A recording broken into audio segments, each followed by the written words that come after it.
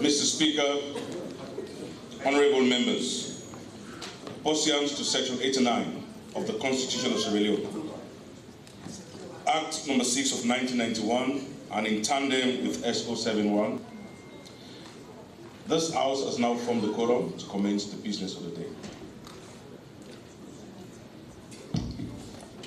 Prayers.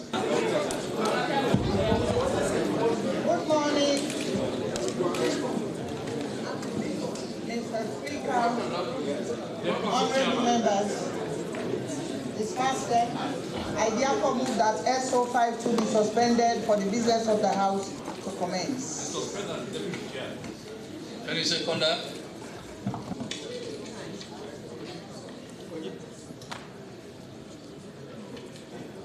Page 7.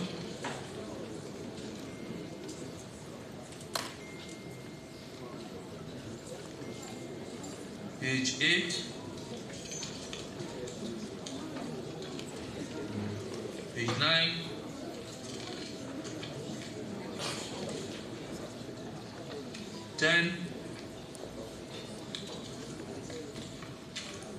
And 11. Can the member please move? I so move, Mr. Speaker. Any seconder? I so second, honorable Speaker.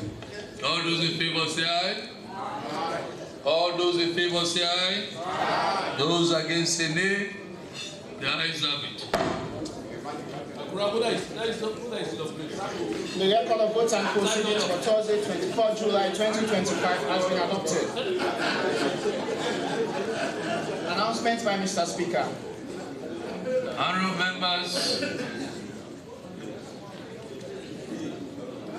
I'm sure everybody is happy.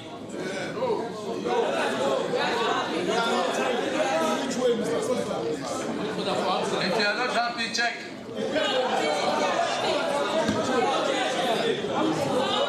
Before the close of today, check.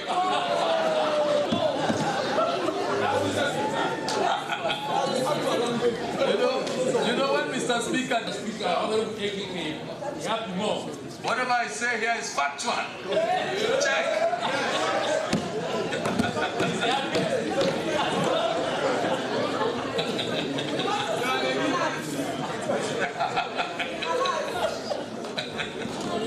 Honorable members, I wish.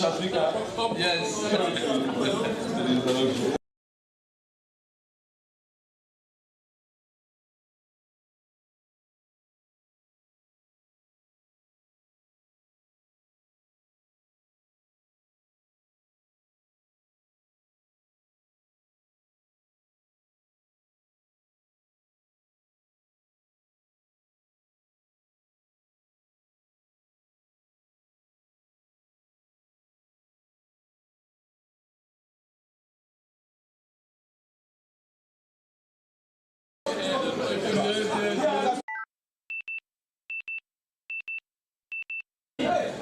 you are not overthrown.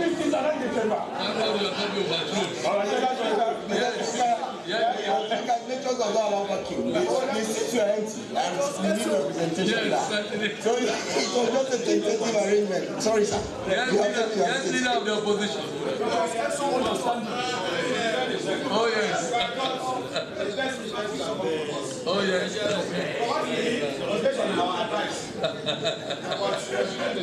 Yes, Mr. Speaker. 3 days ago, I saw Honorable Kepeni that in the 7th Parliament he would want to be the leader.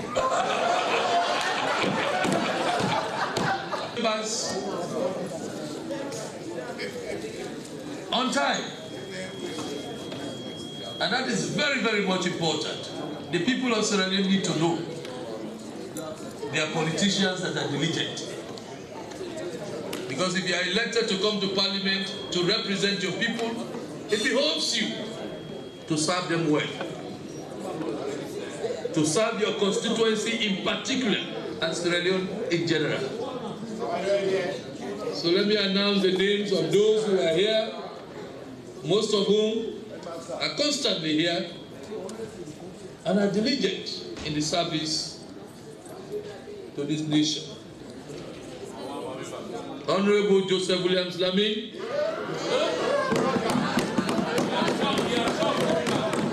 If I call your name, stand up to be recognized by Sierra Leone. And cameraman, focus on them. Let the public see them. We want the public to see them. And of course, I have said, as chairman of the selection committee, that this is the leadership of committees. That's why when I come here, I constantly announce the names. Honorable Fala Tembe. Thank you. Honorable Fala Tembe. Thank you. Honorable Bintu Bokari. Thank you. Honorable Hawa Conte. Thank you. Honorable PC Paul Sakwi. Thank you. Honorable Abdul Karim Kamara, Opposition Whip. Please stand up to be recognized. Honorable Leader, the camera. Honorable Nene Ledi. Thank you. Honorable Adama Bangura. Where are you? Thank you. Honorable Fatmata S. Sukune. Yes. Honorable Idris Said Kamara. Yes. Honorable Beatrice Maya Kambai. Yes. Honorable Konkofa Mara. Yes. Honorable Muhammad Tarawali Fofana. Yes. Honorable Daniel Amadou Bangura. Honorable Memuna Tujalo. Honorable Alusan Bash Kamara. Honorable Ishmael Sankoyila. Thank you. Honorable Boston Munda. Honorable Ibrahim Bari. Honorable Kekura Bandi. Thank you. Honorable Mohammed Conte. Thank you. Honorable Abdullah A. Kamara. Thank you. Honorable Lucinda F. Kelly. Thank you. Honorable Yusuf Makere. Honorable Musa Lahai. Thank you. Honorable Habib Kefa Fabad. Thank you. Honorable Juliana Fatoma. Where are you? Oh, thank you. Honorable Tamba Kelly. Thank you. Honorable Daniel B. Kroma. Thank you very much, Leader. Honorable Charles Abdullah. Thank you. Honorable Mohammed Bangura. Thank you. Honorable Veronica K. Sise. Yes, thank you. Honorable Rugiatu Kamara. Yes. Honorable Kemoko Conte. Thank you. Honorable Abdul Kabo, leader of the opposition. Thank you. Honorable Umpa G.S. Kroma.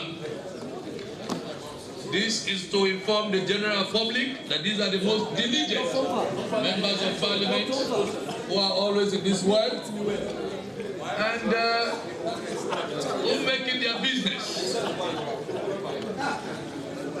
the proper service to this nation. Thank you very much, honorable members. I'm sure the public is aware. If they have to write against members who do not come to parliament, I am sure your names will not be included. Thank you very much. Proceed. Government motion. The Minister of Finance.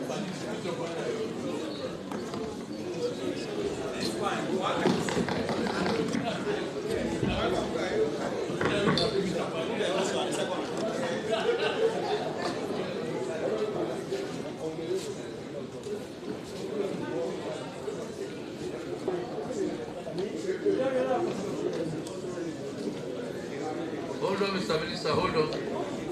Hold on, please.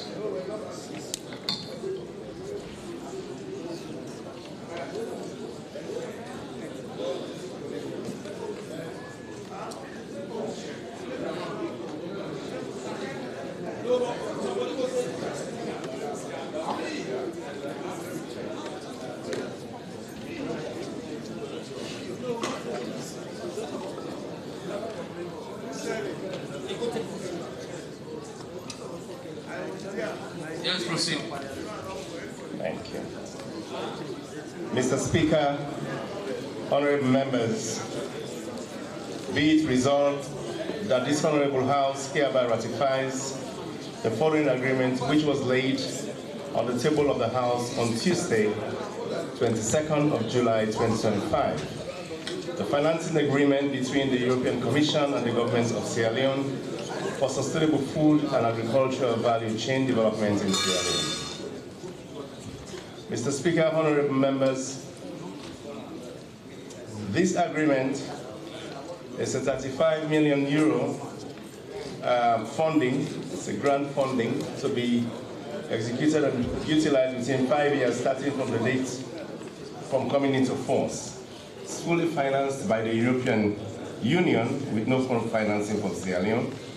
And the object or the purpose of the agreement or the project is to modernize and upgrade Sierra Leone's food systems in line with the medium-term national development plan of the country. Its strategic relevance is to support the EU Gender Action Plan 3 and promote economic and social rights, particularly among women and girls, and focus on climate-smart agriculture, private sector development, and green and digital transitions. It is also content to align with the SDG for hunger, zero hunger, which is SDG 2, 3, 5, and 13.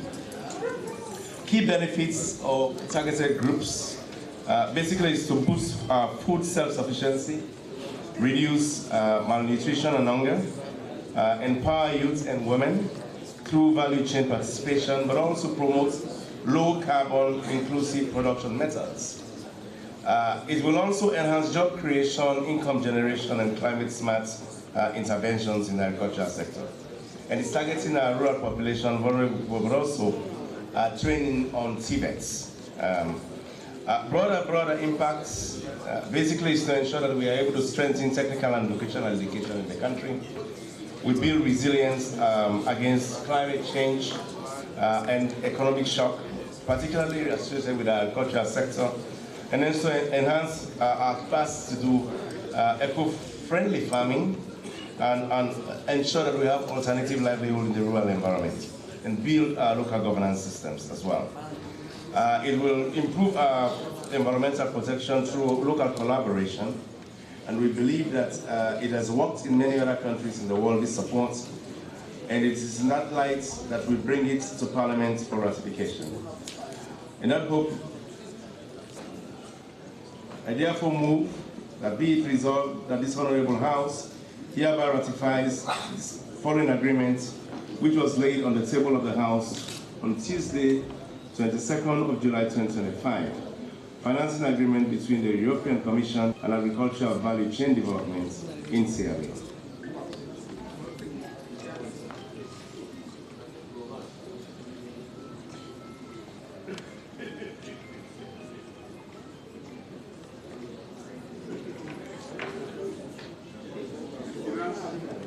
Honorable members, the question is that this Honorable House ratifies the following agreement, which was laid on the table of the House on Tuesday, 22nd July 2025.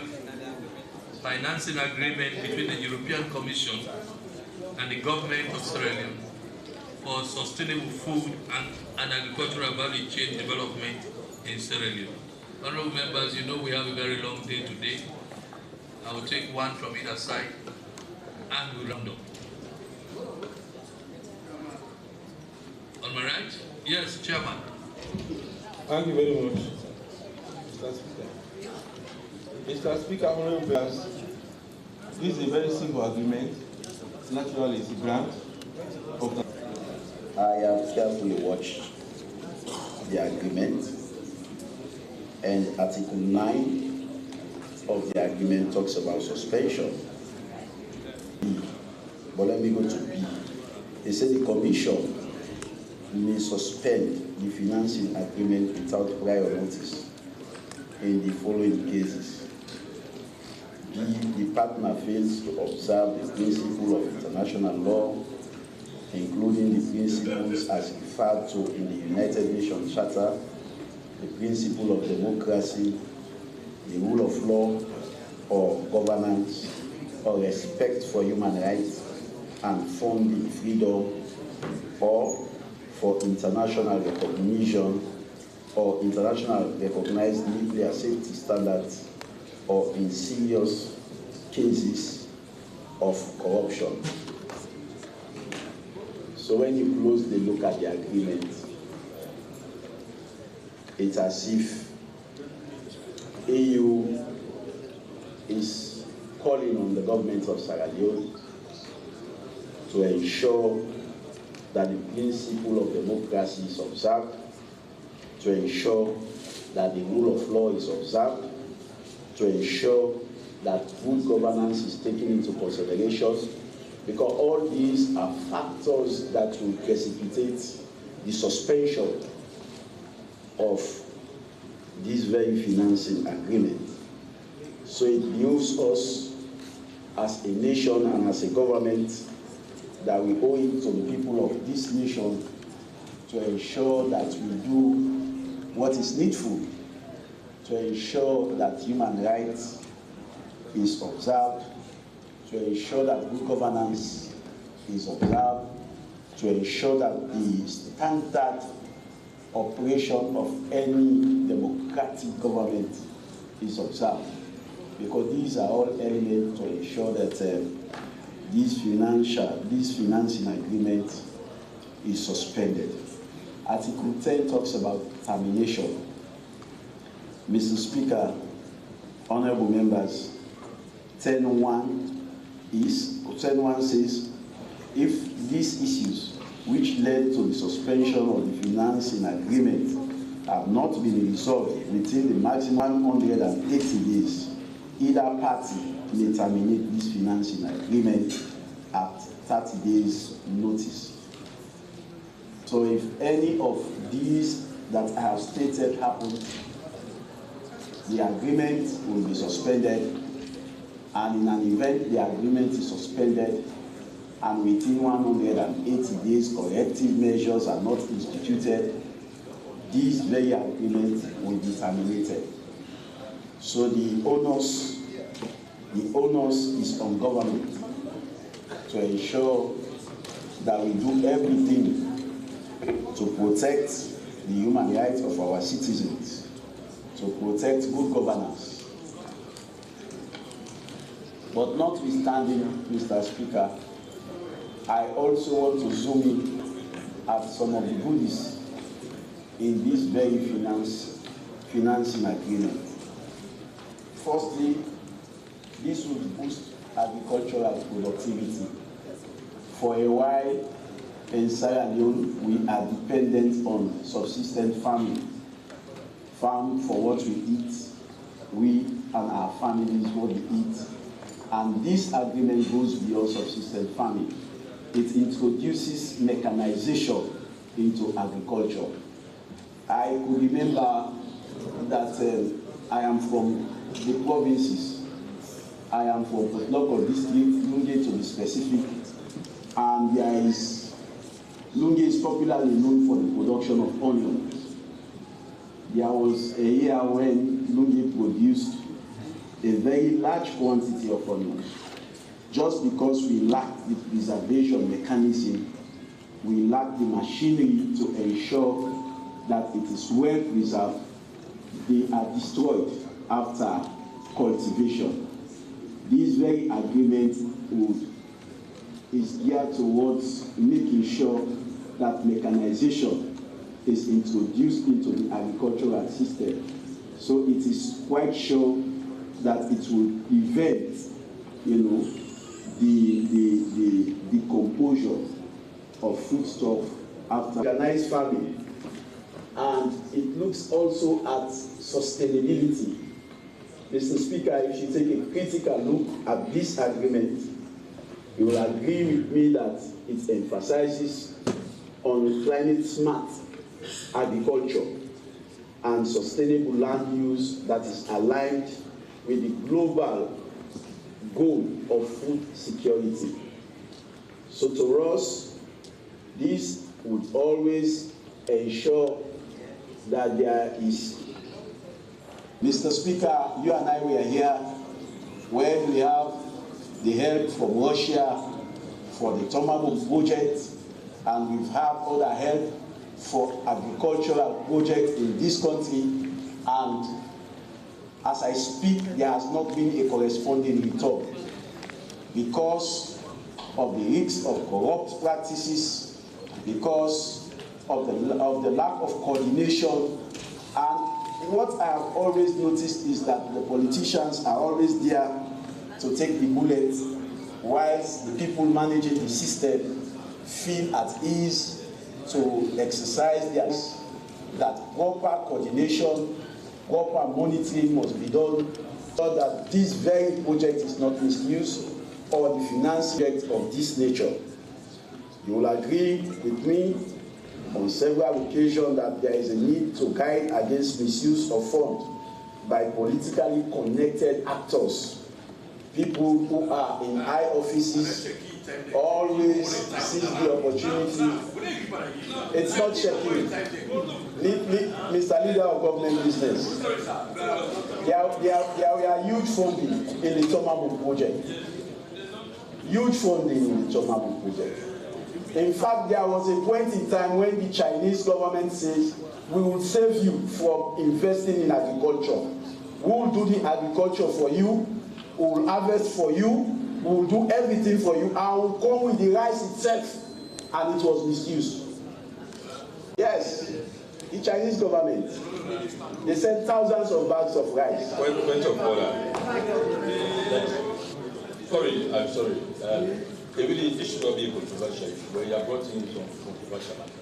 I'm interested because, no wait, I'm very interested. He said the Chinese government brought in huge sum of rice products, and we don't know where it is from his words. If I know if I could take it. Yes. And I will encourage my colleague, please, through those discussions, let's make avail to us that document. I'll do this and this. But because the reason being that we are honorable men and women of the South, we should be able to substantiate our argument. I will. Hold on. Honorable leader of your opposition. Are you sure about this? I am oversure. And I will substantiate it when we see the opportunity. Because this allegation is very serious. Yes, it is. Very, very serious. It is. Chairman of Agriculture, take note. Where is he? Who is the chairman for Agriculture? Agriculture Commission. Is he here? Okay. Deputy. The other side. I think this is very serious. I think we'll get the minister to come here on question time. Proceed. Yes, Mr. Speaker, this is one reason why us, the politicians, should not be defensive of those who are very progressive towards the progress of this country. Relating to the Chinese rice, Mr. Speaker, that was a donation for school feeding. It was a donation for school feeding. I want to get the attention of Mr. Speaker. Yes, proceed. The Chinese rice I am referring to, I wonder why the leader of government business is not aware when ACC walked into the issue. A sitting minister was suspended. The issue was even taken to court. And I wonder why he's saying he's not aware and I need to substantiate. It was a donation for school feeding, Mr. Speaker. It was it's not a big secret.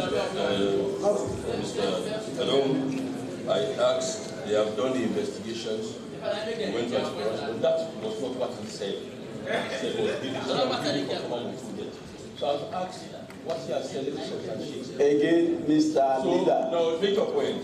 You did not understand what I said. And I have the opportunity to explain myself better, sir. I did not link the Chinese donation to Tomabun project. They have no nexus. I was saying there was a financial sponsor for the Tomabun project. And quite apart from that, I said the Chinese government wanted to save us from the struggle of having to cultivate, having to harvest, having to do the mechanization to have the rice. They did everything and they brought the harvested rice to Sierra Leone. Yes, yes. The processed rice, they brought it. And it was still, not even, it was stolen. It was stolen. It was stolen.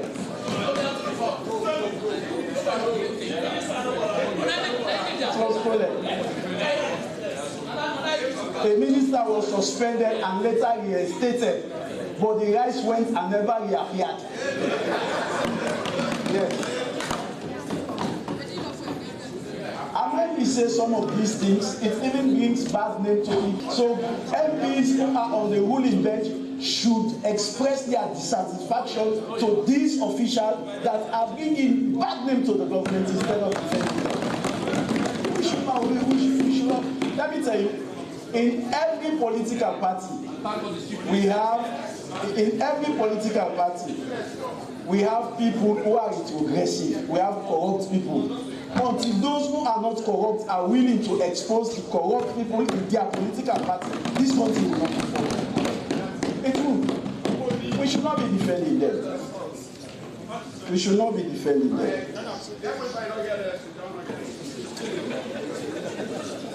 Mr. Speaker, we should ensure that this financing agreement is well localized so that it may benefit a large commercial actors more than smaller holders of farmers who are the backbone of Sierra Leone's agriculture. We've seen when opportunity comes, these opportunities are misused and the beneficiaries are deprived and the elitists take the front stage. Mr. Speaker, sustainability also must include safeguards against land grabbing, environmental degradation, and displacement of indigenous communities.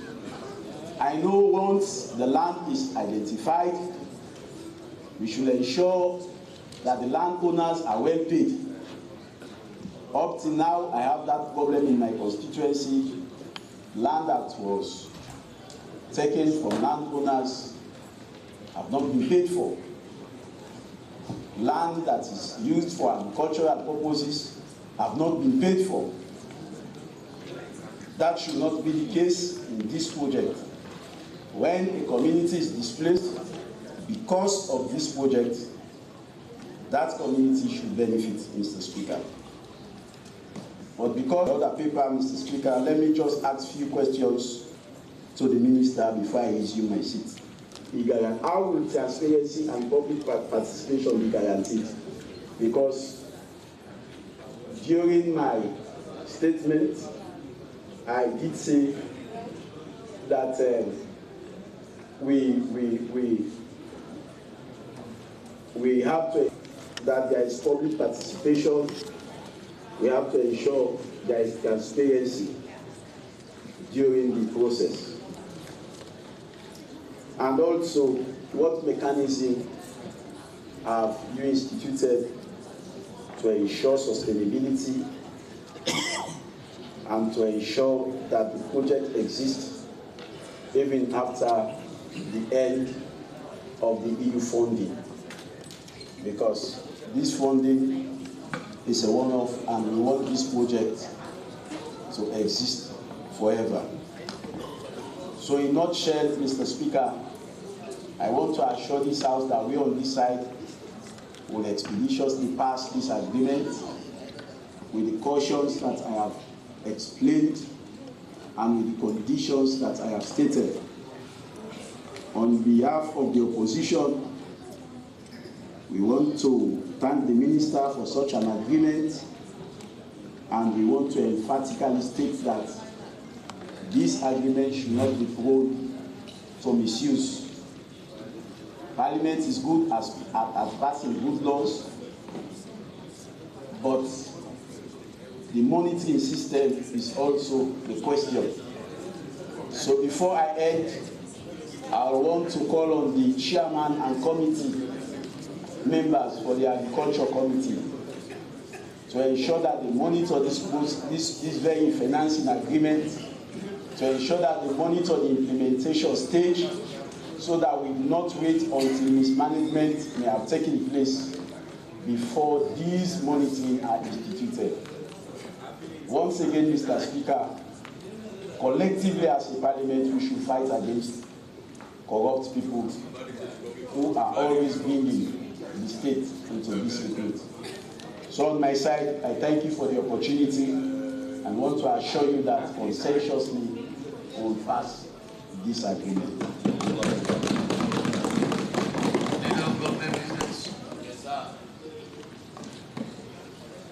Thank you very much, Mr. Speaker. Thank you for your contribution, Honorable Leader from the opposition. You know, I like the comment you made that why am I defending my government? You know, government business, government house. That's the explanation why am I doing that. But I don't stand for corrupt practices. I don't stand for corrupt practices. Everybody knows me very well. I am a man of my words. I speak volumes when I stand to speak the truth, not to tell the truth. Oh, help me God. I'm a Catholic Christian. I'm a knight. I'm guilty. Coming from Kakajama and Bulamayama. Mr. Speaker, let me draw your attention to the Constitution, Section 111, subsection 7. They are very transparent, this government, and I do appreciate the Minister. In those days, when I was over there, we used to have things just put the Constitution, try to interpret Constitution. But because we are sincere, we are faithful to this nation, we have decided to take things systematically, especially that has to do with our Big Five agenda. So let me read the provision.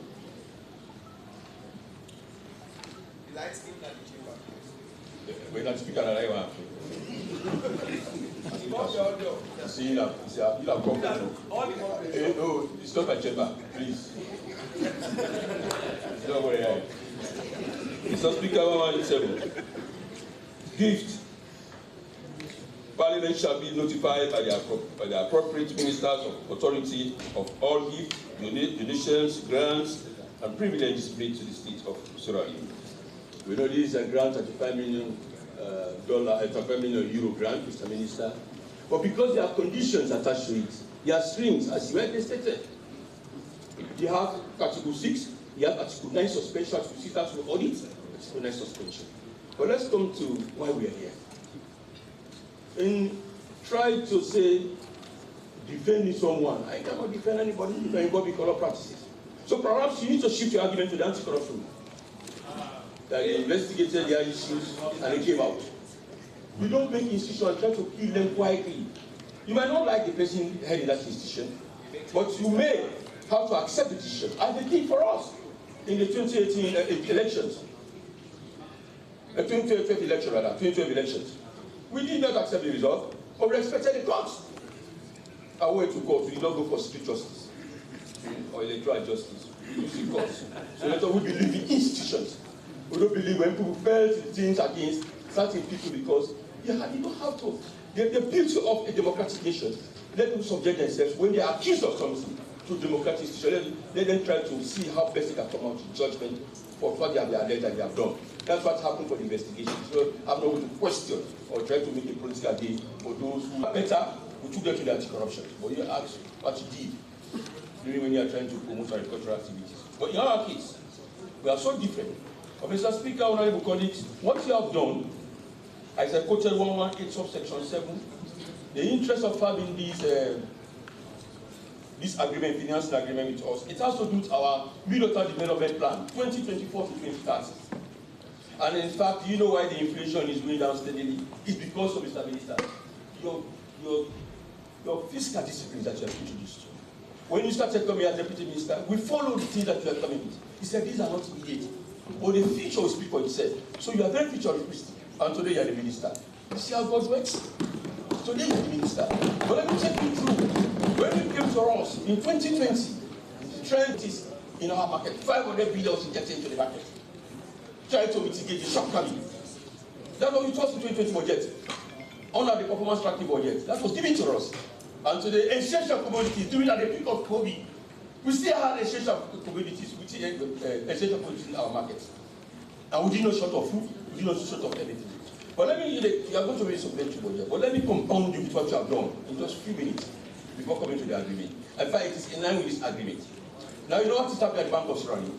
You are not going to credit to the agricultural facility for those who are involved in the agricultural loan scheme.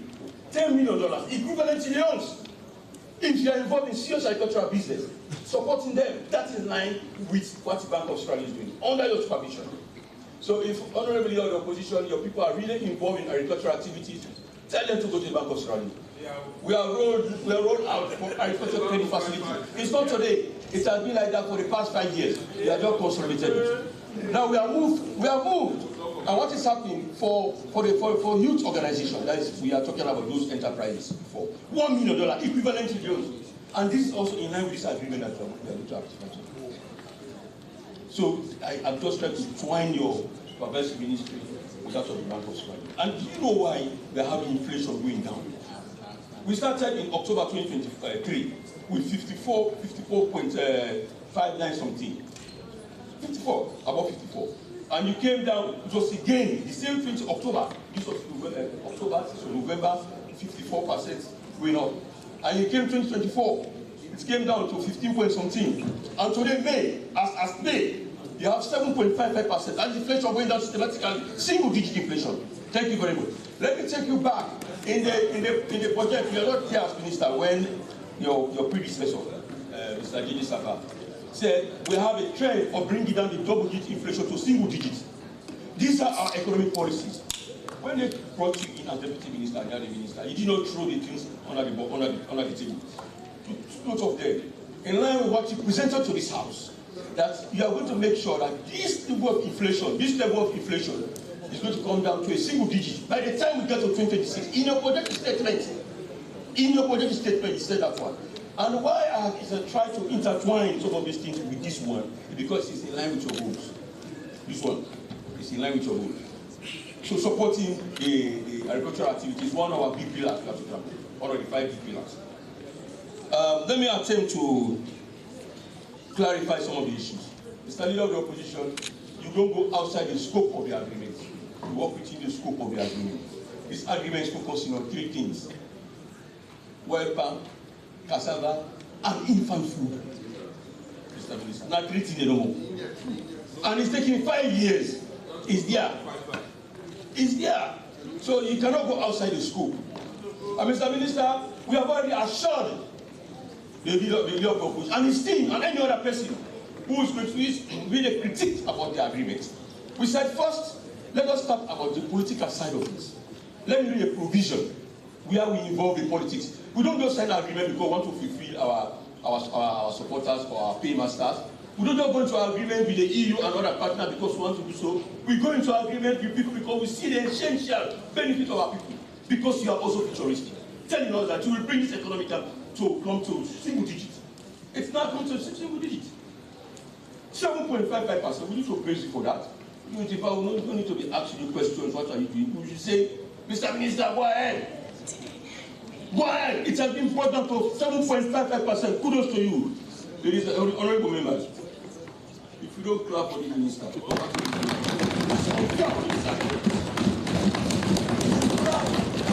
you left us, he said, for retrogressive behavior and caused us a lot of damage in austerity. Because of policies that are not intertwined. We started with fiscal policies. Again, Mr. 1 point of order is standing on. No, Mr. Speaker. 1 point of order is standing on. So I'll continue to speak until Mr. Speaker has the point of order is standing on. Mr. Speaker. Hold on, leader, hold on. Yes. Again, the leader of government business is saying that the previous government left this country in austerity. I want to essentially let the public understand what is austerity. This understanding has not only been lacking in the grassroots, it has cascaded even to the elitist group. They don't know what is austerity. Austerity is when your figures are bad, the microeconomic data are bad, and you decide as a government to be people-centered. You say, no, let us reduce our travel. Let us reduce the cost of fare. Let us reduce what we give to government officials for the lesser means of speaker. It is only, I'm not landed yet. I'll take my seat. It is only a forward, it is only a forward-looking and positively dispositioned government who is people-centered that will deprive themselves for the sake of the masses. In fact, when we declare austerity, the microeconomic data were quite better than it is under this regime. Thank you. Yes, Deputy Speaker. Deputy Speaker, you wanted to say something? Mr. No, you're okay. You're okay now? Mr. Speaker, you know, we are not going to open the lecture room on that. I will allow the minister when he shall welcome to the supplementary budget. Maybe he will open a lecture room for historians. You are saying, typically, in simple Creole, you say, I already go to America because this is another money. And you are saying, we should not involve in too much of problem because all our activities, because there's no money, there's no money. See, there is austerity. So you are redirected because you don't have enough resources. But let's come back. I cannot be distracted. Mr. Minister, inflation, November 2023, 54% plus. I don't believe 2023 October, I don't believe 54 plus. We came down to November 2024. We went as far as 15% plus. Today, May 2024, single digits, 7.55%. Kudos to you. Nobody will see that one. Let me tell you again. In line with this argument, let's go and check the data. Bank of Sierra Leone, my reference point. Take this one again. You can use the RPA, your petroleum authority, whatever.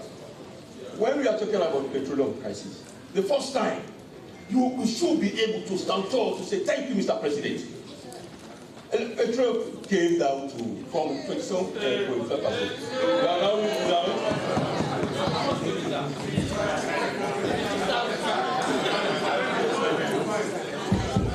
Mr. Speaker, tell them when I'm speaking, you don't need to. Hold on, honorable members of the opposition party. If the cost of fuel has gone down from 27 to 24, is that not nice? Mr. Speaker, Speaker, can we progress? Mr. Speaker, I can say in fact, Mr. Speaker, I can.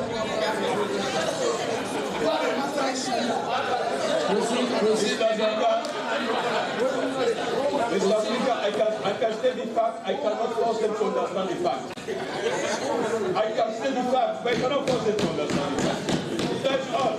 As a modern man, I speak the truth. I said entirely I'm not here for the truth. Mr. Speaker, moving down was great. If you cannot appreciate inflation coming down to 7.55%, and you are talking about all of these effects, these are happening because of good fiscal policy. Now we are talking about, please, allow me, please. If it's going down, you projected that we will buy rice over 1 million euros, now 1,000 euros. Today, rice is about 750 to 700. When we started the formula, you said that this is here. It's from himself. He said it, he repeated it. Today, rice, you don't speak about it. You don't speak about it. It's unfair for him. It's unfair for this person.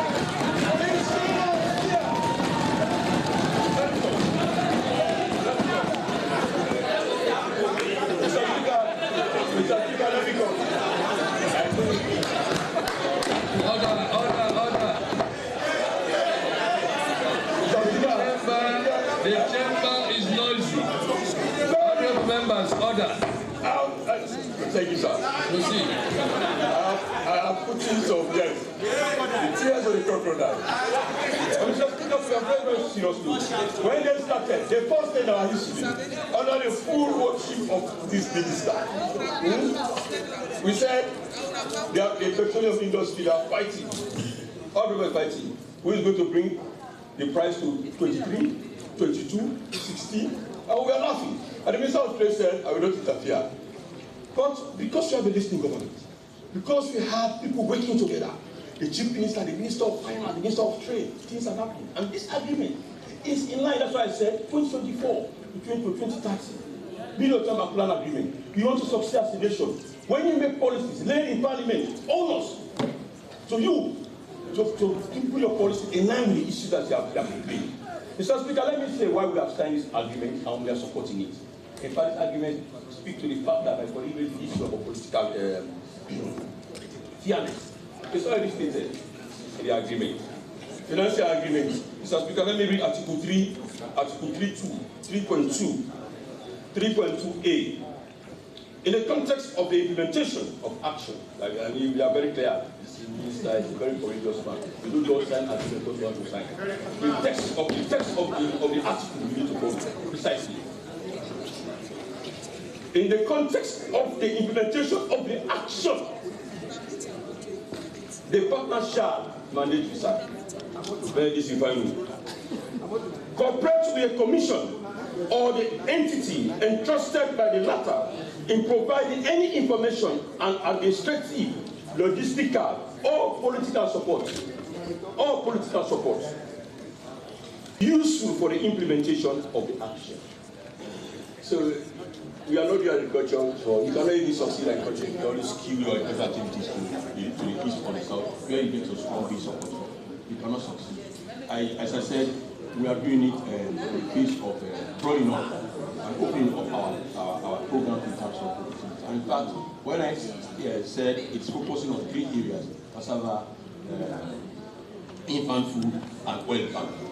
Our focus is also to increase on the productivity. How do we increase productivity? And value, add value to your product. So we are saying, based on this agreement between the federal government and the government, we have stated facts that since we are talking about climate change, it is true, because climate change at this moment is also having a lot of adverse effect on agricultural activities. Because you have to study the soil science, you have to study the soil, you have to study the climate. Now the rain, the duration of the rain coming, you also need to understand. It's not as usual. The 19th centuries are coming down to even the 20th century and 21st century, where you say, okay, I'm going to look at January to February to April, these are the dry season. Things have changed. So you really need to have a program where we have the climate resilience. That's why when the law of proposition stated that we talk about climate smart activities. And also, you are doing your agricultural activities based on the market. And this also points to the fact that market availability of essential for a food product. That is why we are saying We now produce on this agreement, 35 million euro agreement is focusing on product that we have, essential product to get in the market. Value food that will give our children a lot of support and nourishment, not just having production. If you are going to produce cassava, as stated, you have to look at what do I need to produce? How form of cassava? What type of cassava product I need to produce? So we're talking about production, agricultural activities, finished product. Mr. Speaker, honorable colleagues, we also need to draw our attention to the audit. We talk about audit in Article 6.2 and even Article 6.1. So I may like to read just 1 or 2 lines. Because I said in subsection 7, these are not controversial matters. But take into consideration, Mr. Minister, this one. The partner also agrees that EPPO and OLAF may carry out on the spot checks and verification in accordance with the procedures laid down in the EU law for the protection of the EU financial interest against fraud and other irregularities. So when you come to the second paragraph, we are talking about actions may be taken. Audit may be done on the spot checks, all under force under this particular rule, Article 6. So we draw your attention, why do we need to do this? We need to do it because in most of the previous administrations, we have people involved in agricultural activities, but you don't see the useful product of it. You don't see the usefulness of it. I always try to refer my explanation because I'm a science student. See, if you're a science student, you always, when you are putting 2 elements together with certain conditions, if you have the positive, bring then your product, you are expecting a speed of positive product that you are anticipating. So it's the same thing that we are doing. We are putting all of this together to have a better yield. And the yield that we are looking for is to also see how best we can enhance agricultural productivity. It's not basically subsistence farming on things that we want to do, but essential product that we have to produce, be useful to the people of this nation. So that is what we are saying. We focus on these key areas. So we even have given timeline, and suspension is always given. So the leader of the opposition asks about what? No, we did not always sign this agreement. There are clauses provided for suspension. And also the times to say, okay, I will go to court, I will see the address of court. So we don't encourage fraud in this agreement. The agreement can be terminated based on certain provisions. And before coming to termination, it clearly spells out in the agreement the things that you are supposed to do and the things that you cannot do. So if you have read the agreement, no need to ask questions about, what conditions are we going to do this? No, we always said, first, 3 areas. Oil palm production, cassava, productivity, infant food. After that, we tell you that it's 35, the duration 5 years, 35 million euros. The other point you're talking about, we should give support. When it's political support, it be APC, SFPP, whom the paramount chief, everybody is involved. So it's a national drive. Otherwise, this program can be terminated. And we have you here, as I said, I started talking about your military plan, development plan for this nation. There is no way that we will succeed if we have a plan. We are succeeding because we are giving a plan to this nation. That's why we call it 2030. We will still be in governance in 2030. Why is our police still over there? We teach them how governance is. We continue to do the right thing. Mr. Speaker, Mr. Speaker, honorable members, I see you have accepted that you stay in opposition even after 2028.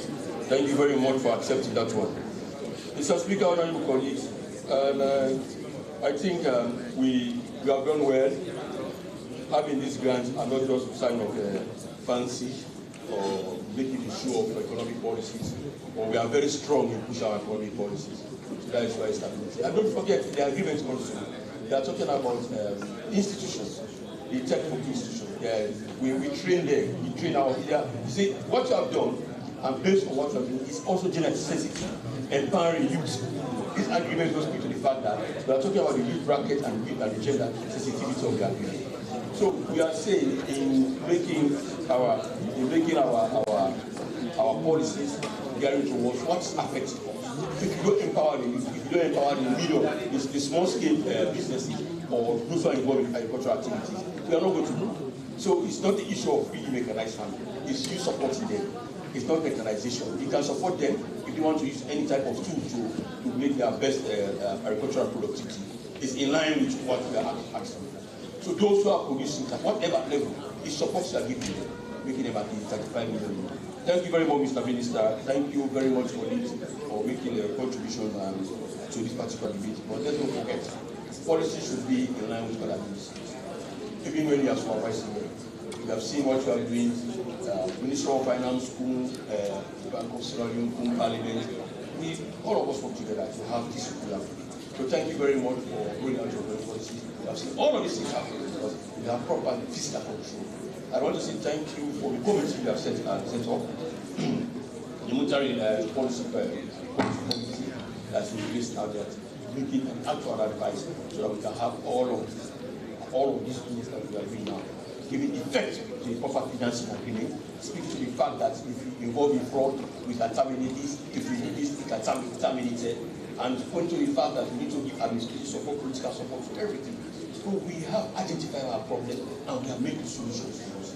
So we can all mismanage this grant, which are well guided, which are well structured, so that we can achieve within our own policy that we have rolled out, the policy that has to do with the big fact. Thank you very much, Mr. Thank you, Mr. Speaker. Yes, Mr. Minister, respond to the issues. Thank you, Mr. Speaker. Thank you, honorable members, for the broad support for the project. I just want to underline that we value our relations with the EU, and we have pride in the support that they provide to our development aspirations. By no means, we'll do this alone. The country requires partners to be able to support our development. So EU support for this project and several other projects that they provide in the country, we do value it the most. We'll strive to be self-reliant as much as we can, but we require partners, private sector development partners in our own efforts. I think that's what we are doing here. The ACP-EU, African Caribbean Pacific and EU Partnership Agreement is the anchor of our engagement with the European Commission. And in that engagement, one of the guiding principles is upholding democratic tenets. I think this country must prize itself in actually exhibiting that and holding up to that. And so the underpinning of this agreement is to ensure that we leverage that relationship that we have and ensure that this support that we provide for monies like this, they ensure that we continue to ride on that and build our relationship. So in the agreement and the relevant articles are only making sure that we reiterate our commitment under the ACP Partnership Agreement. All those other guidance that they have in the agreement around general obligations or general conditions and conditions under which they may terminate or cancel or ensure that we uphold tenets in the use of monies, even in our country, audits and the like. These are all values that we have committed to in the agreement as a country under the ACP-EU partnership. Honorable members, the question Sierra Leone for sustainable food and agricultural value chain development in Sierra Leone. All those in favor say aye. Aye. Those against say nay. The ayes have it. Thank you very much, Mr. Minister. Proceed. The government's motion by the Minister of Finance has stated, be it resolved that this Honorable House hereby ratifies the following agreement, which was laid on the table of the House on Tuesday, 22nd July 2025, financing agreement between the European Commission and the government of Sierra Leone for sustainable food and agricultural value chain development in Sierra Leone has been ratified. Thank you.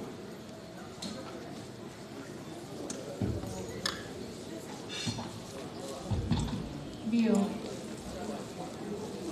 The Supplementary Appropriation Act 2025, being an act to make revisions and supplementary provision for the services of Sierra Leone for the year 2025. Introduction and first reading, the Minister of Finance.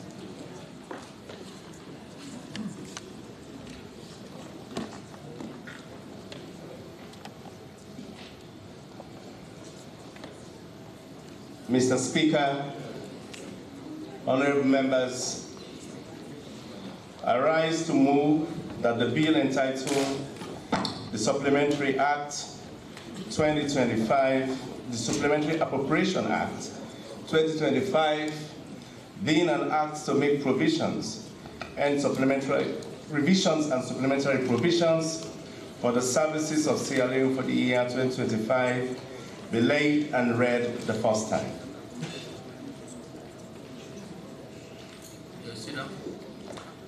Honorable members, the question is that the bill entitled the Supplementary Appropriation Act 2025, being an act to make revisions and supplementary provision for the services of Sierra Leone for the year 2025, be laid and read the first time. All those in favor say aye. Aye. Those against say nay. The ayes have it.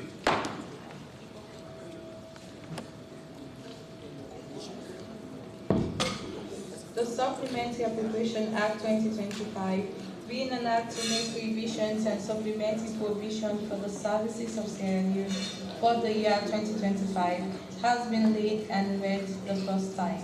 Second reading. Mr. Speaker, honorable members, for methods of proceeding, you know how do we do it? How do we do it? You are listening, I don't know why you are. I've told you that just talk about the real person. What is it? The document has been made. So we move the bill, please.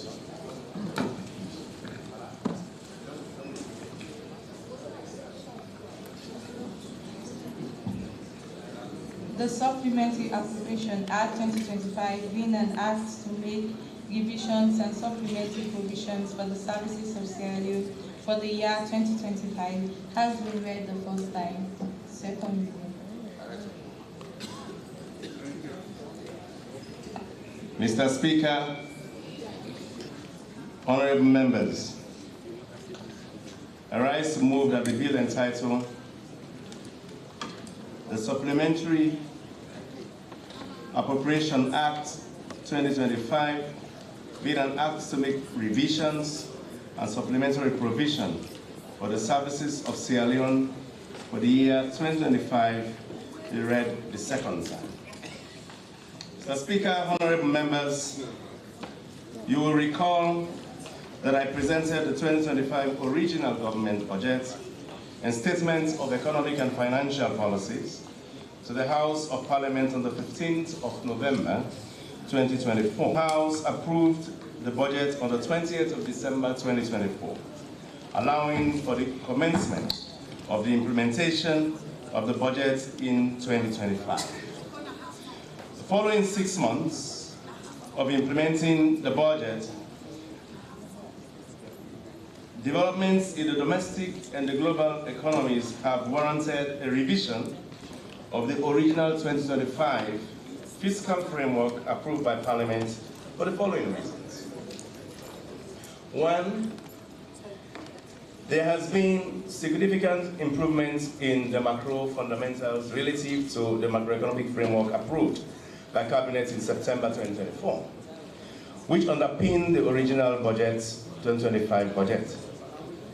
Inflation is now much lower than originally projected. The exchange rate has turned out to be stronger than originally envisaged, while the Treasury bill rates have fallen faster to sustainable levels. Thus, the assumptions that underpin the original budget and the expenditure projections are no longer tenable. Second, despite these encouraging developments, the heightened global economic uncertainty characterized by declining aid flows, tightening financing conditions, and debt vulnerabilities pose a significant threat to sustaining the achievements we have made so far in stabilizing the economy. And third, the need to ensure budget credibility and minimize the accumulation of debt also demand that the expenditures are adjusted to reflect the shortfall in domestic revenues recorded during the first half of the year in order to maintain our current posture of fiscal consolidation with the overall objective of preserving macroeconomic stability in the second half of the year. Mr. Speaker, honorable members, in this context, the theme for the supplementary budget is fiscal consolidation and the budget's credibility to sustain macroeconomic stability. The supplementary budget therefore seeks to reduce the budget deficits to 3.8% of GDP from 3.9% of GDP in the original budget. This in turn will reduce the borrowing requirements of government, especially from the banking system, thereby complementing the efforts of the Bank of Sierra Leone in containing inflation, reducing the treasury bill rates, ensuring the stability of the Leone, and addressing debt vulnerability. Speaker, honorable members, in view of the foregoing and consistent with Section 112, sub 3 of the 1991 Constitution, which provides that a supplementary estimate shall be presented to Parliament for approval for expenditures that were not part of the appropriation or for which funds are insufficient, and Section 42(1) sub A of PFM Act 2016, which states that the minister shall lay before Parliament for its approval a supplementary estimate which, when it intends to increase or decrease an appropriation under the Appropriation Act. Speaker, honorable member, before presenting the revised framework, fiscal framework, please permit me to provide an update on macroeconomic and budgetary performance during the first half of 2025. Macroeconomic and budgetary performance during the first half of 2025. Mr. Speaker, honorable members, the Sierra Leone economy remains resilient. The economy recovered strongly in the post-COVID-19 period, growing by an average of 5.6% during 2021 and 2023. After growing by 4.4% in 2024, the economy is projected to grow by 4.5% in 2025, on the back of increased activities in the agriculture and service sector, supported by stable macroeconomic environment. Mr. Speaker, honorable members, inflation declined steadily from 54.5% in October 2023 to 13.8% in December 2024. Inflation continued to decline in 2025, reaching a single digit of 7.1% in June 2025. The decline in inflation has been broad-based, as food and non-food inflation fell during the period. Inflation continues more than offset the slight increase in recurrent spending. The recurrent expenditure is revised upwards by 231.3 million unions to 22.3 billion unions, which is 11.9%, downwards to 9 billion unions, which is 4.7% of GDP, from 13 billion unions, which is 6.7% of GDP. Of this, the foreign funded capital expenditure will now amount to 6.7 billion unions. Domestically funded capital expenditure is revised downward to 1.1 billion from 2.2 billion in the original budget. Capital transfers remain unchanged at 1.3 billion euros. Reflecting the downward revisions in expenditures to match the projected decrease in domestic revenue, and the budget deficit, including grant, is slightly lower than program in the original budget at 3.8% of GDP. The primary deficit is also lower than the original program at 0.5% of GDP. The deficit will be financed from both foreign and domestic sources, and net foreign financing will amount to 0.2% of GDP, and domestic financing 3.6% of GDP. Revenue mobilization for the second half. Speaker, honorable members, the adverse development in the global economy, including declining official development assistance and debt sustainability challenges, the call calls for a renewed focus on intensifying domestic revenue collections. And this is especially important for our country with huge development needs and a compelling case to provide this desired level of public resource services to improve the quality of life of our people. In this regard, in order to achieve the revised domestic revenue targets, and at the same time, recoup the shortfalls in the first half of the year, the National Revenue Authority will implement the following administrative measures in the second half of 2025 aimed at tackling tax evasion and avoidance and fraud. One, we will conclude the assessment of the minimum alternate tax for eligible taxpayers and enforce collection. Two, implement the safe harbor regime and enter into advanced pricing arrangements with iron ore mining companies who cannot implement the safe harbor regime within the arm's length principle. Three, we roll out electronic cash registers, the ECR machines, to additional 5,000 GST registered taxpayers and intensify monitoring of the use of the machines. Four, we'll put in place mechanisms for the upfront collection of GST due from the EDSA, that's the Electricity Distribution and Supply Authority. Five, we'll carry out a system audit of Asekida to tackle huge reconciliation variances and fraudulent operations. We'll integrate Asekida with the systems of key stakeholders at the seaports for tackling undervaluation and reporting. Seven, we'll reconcile data from NSOFT, which is a system for telecoms, and SIGPA technologies with submission, which is for excise, with submissions of taxpayers for better assessment of GST and excise revenue. Eight, we'll follow up on ongoing investigations of the concession agreement of large taxpayers ensure full compliance with the provisions of agreements. Nine, we'll ensure full payment of arrears on petroleum import duties from all oil marketing companies. Deputy Commissioner General, you're welcome. Madam Kadiatu Ali, Deputy Minister of Finance, one. Madam Melrose Committee, Minister of Social Welfare. Ambassador Fande Toure, Minister of Transport. Where is he? Please, when I mention your name, you stand to be recognized by this Parliament and by Sierra Leone. Mr. Matthew Dean, Minister of Environment and where are you? Where is he? Okay. Madam Augusta Jones-Tema, Minister of Sports. Mr. Mwana B. Masako, Deputy Minister of Defense. Where is he? Okay.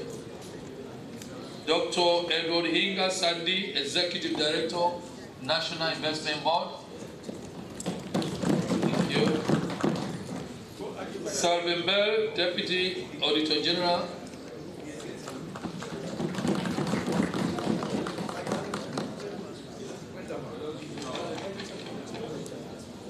I also recognize the presence of Lieutenant General A.I. Bangura, the Chief of Defense Staff.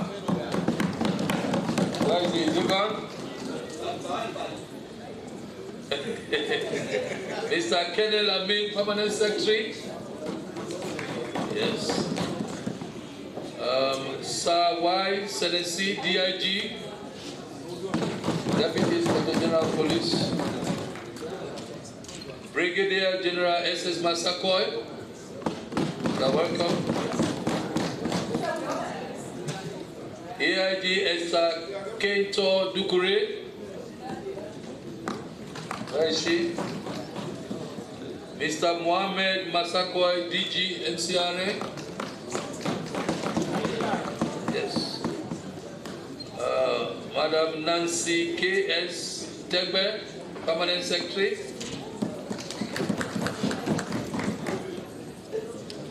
Aliu Toure, Mr. Aliu Toure, Director of Sports.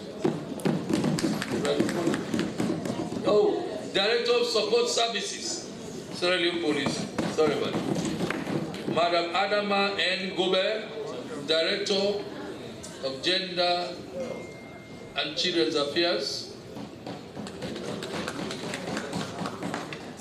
Asmiu Ba, Deputy Director, SLBC TV. I also recognize the presence of Mr. Idrissa Kanu, Director, Revenue and Tax Policy. I think, and I'll invite you. Mr. Jacob T. Selesi, Deputy Director of Budget. Yes. Mr. Gerald Ganda, Deputy Commissioner General too. Mr. Mori Momo, Deputy Financial Secretary. Mr. Samuel Ibi Momo, Principal Deputy Financial Secretary.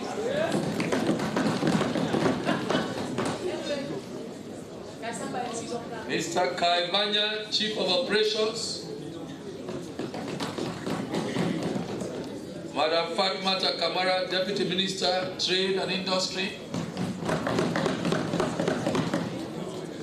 Mr. Tassima Eja, Director of Budget. Where is he?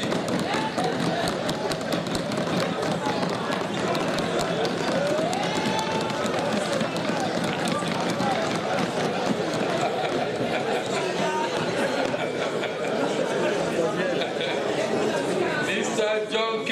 Conte, Head of Budget, Sierra Police.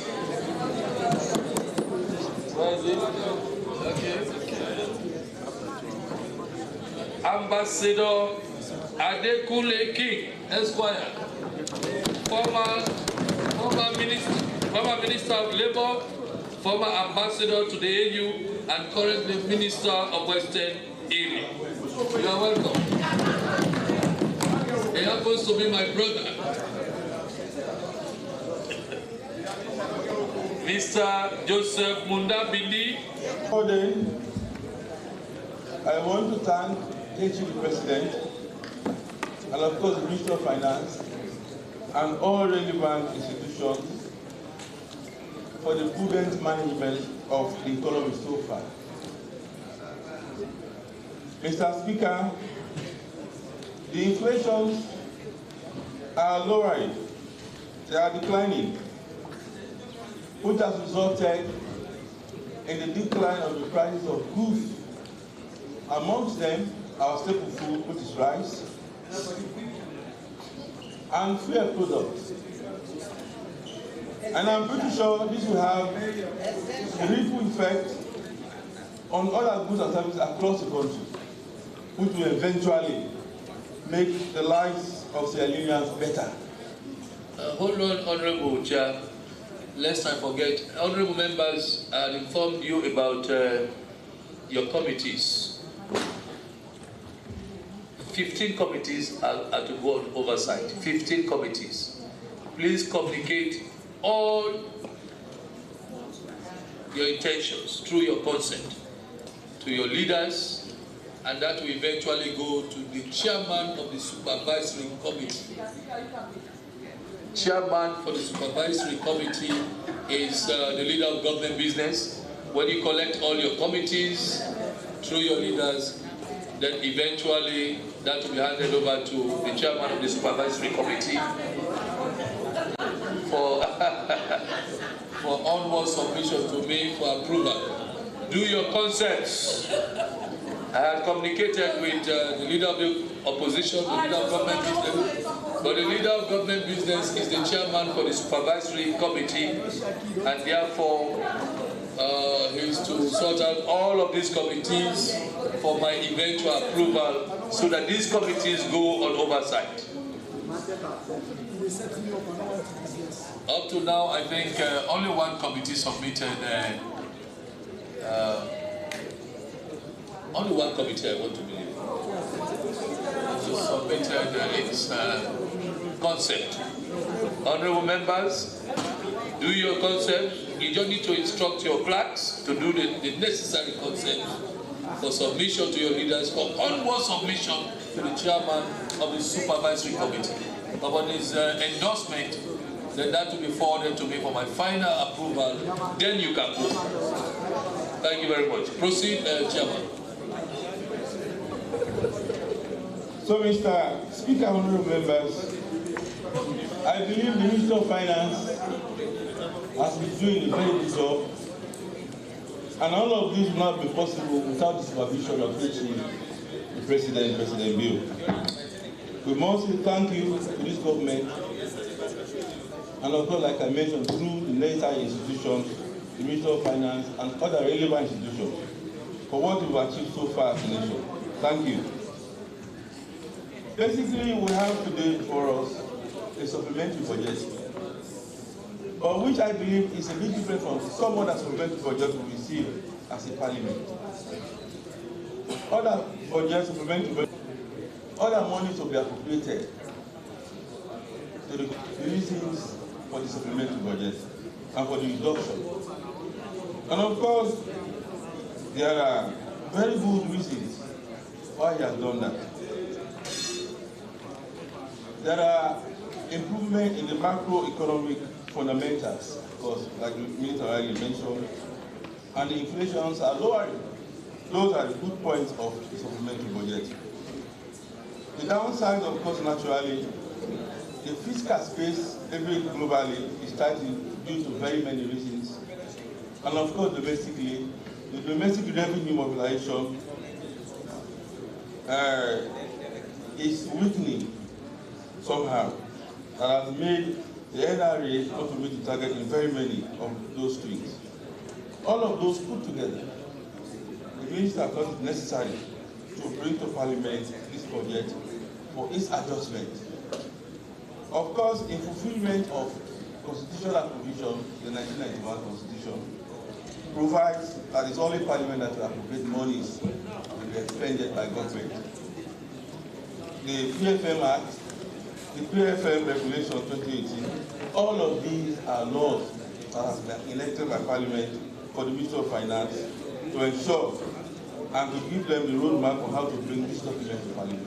And they are basically here in fulfillment of all of these. But I think domestically we may not necessarily have control over the global funds to this country, but we may try as much as possible to have control over the domestic revenue generation of the Sierra Leone. That brings to mind the performance of our revenue generation. The minister highlighted those pitfalls. For example, the Minister of Finance to ensure that these monies are collected by the NRA. They are required, because without this money, there is no way government will provide services to the people that are needed. And the business people are not paying these monies. These monies are being paid by the buyers. It is for their business to collect these monies and declare them. But it has been a challenge all this while. We need more sensitization to the public that once you buy any goods and service from a particular thing, you need a receipt that will show that the NRA has been collected. We need to be doing all of this. The other aspect that created huge challenge in revenue collection is the import duty. Our customs, we've had a lot of stories of the import duty collection in this country. And I believe we must have done much more than that. If the revenues have been collected properly, we must probably even overstep the projections. But definitely there is a problem with that. And without those monies being collected, it will be very, very difficult for the government, for the Ministry of Finance, to disburse the monies actually allocated to those NDAs for provision of goods and services to the people of this country. And so, cognizance of the fact that it is Parliament that we have to appropriate, or we have to, there is no way the Ministry of Finance will adjust those figures without coming to Parliament. They are basically here so that the Parliament can give a nod to those adjustments within those figures, so that from July to December, government can be able to adjust, and probably we have a very... But that credibility, basically, and the theme, like the Minister already mentioned, this is not an austerity budget. but it's fiscal consolidation budget. And we've seen those ones, yes. It's very clear. This is fiscal consolidation budget. It's not an austerity budget. I may equally want to appeal to the minister. For the 2026 budget, I'm pretty sure that the core budget core circular is outside, and MBAs are working on those, and the process will commence soon. And once we are at committee stage, when the MBAs come, they normally, once we are scrutinizing their document, they normally talk to us about undisbursed funds of monies actually allocated to them. And I'm sure that has created a lot of problems about budget credibility. We know funds are difficult to come by, as Riley mentioned, because the domestic revenue generation has not been doing very, very well. But we want to appeal to the Minister of Finance going forward that please, we ensure that those revenues so collected and those monies so appropriated by this Parliament are actually disbursed and on time.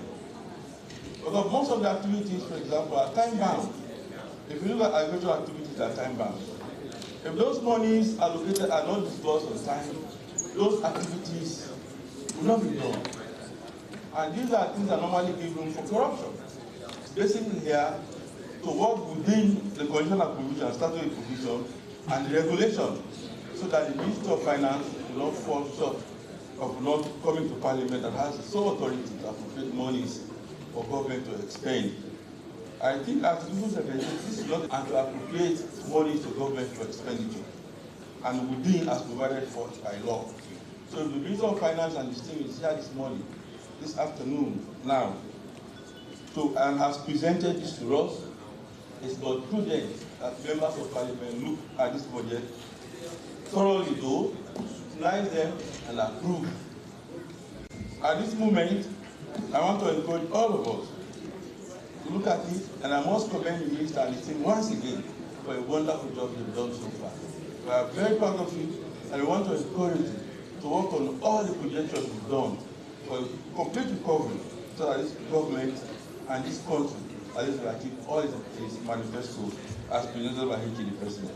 At this moment, honourable members, Mr. Speaker, I want to say, please look at the budget. Well, for me, it's a fine supplementary budget. It has not come to Parliament to ask for extra money, but rather it has even revised downwards the original budget that was passed by this House. I thank you so much for listening.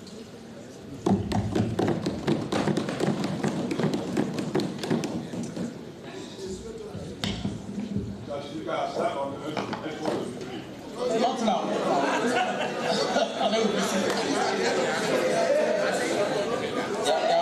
There will be time for us to 23. Yes, sir. Thank you very much, Mr. Speaker. Mr. Speaker, honourable members,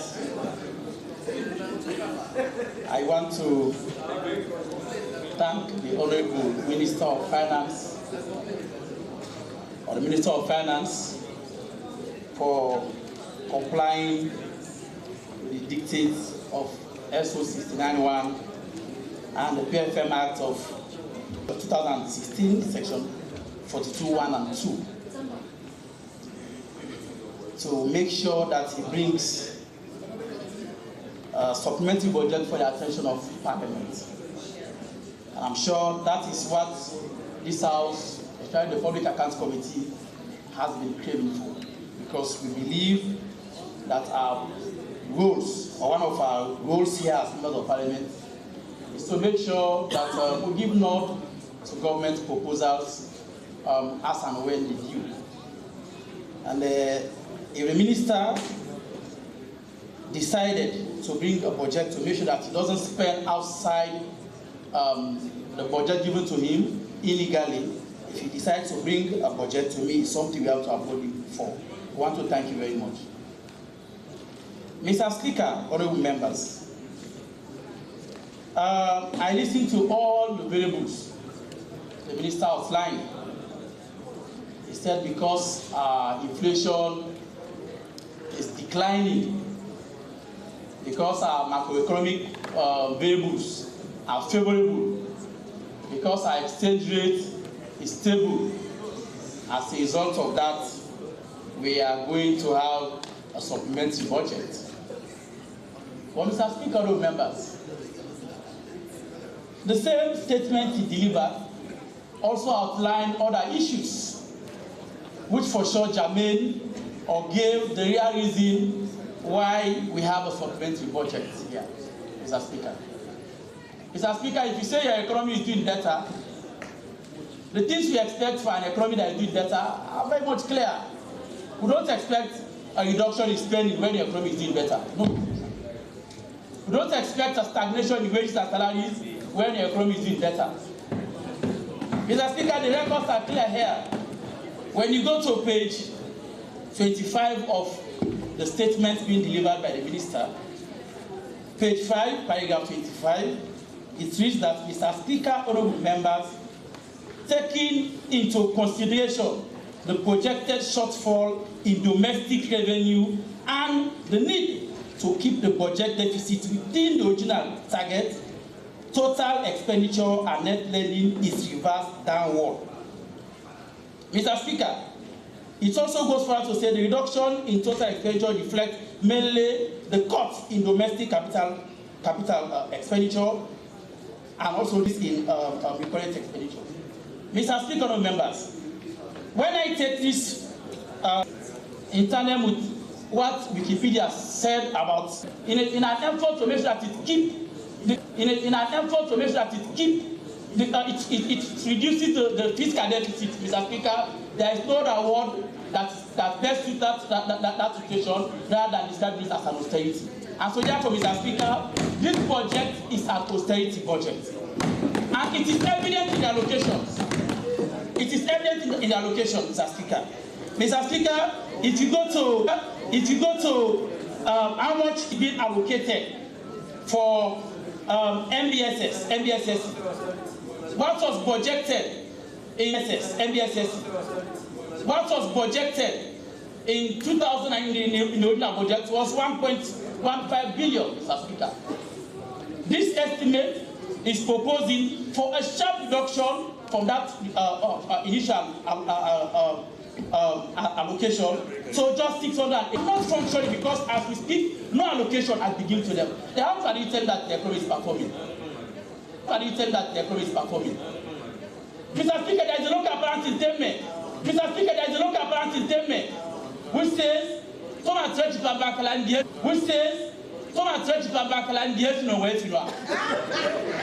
it says here, if I say I'm a rich man, by what I eat and what I wear, Mr. Speaker.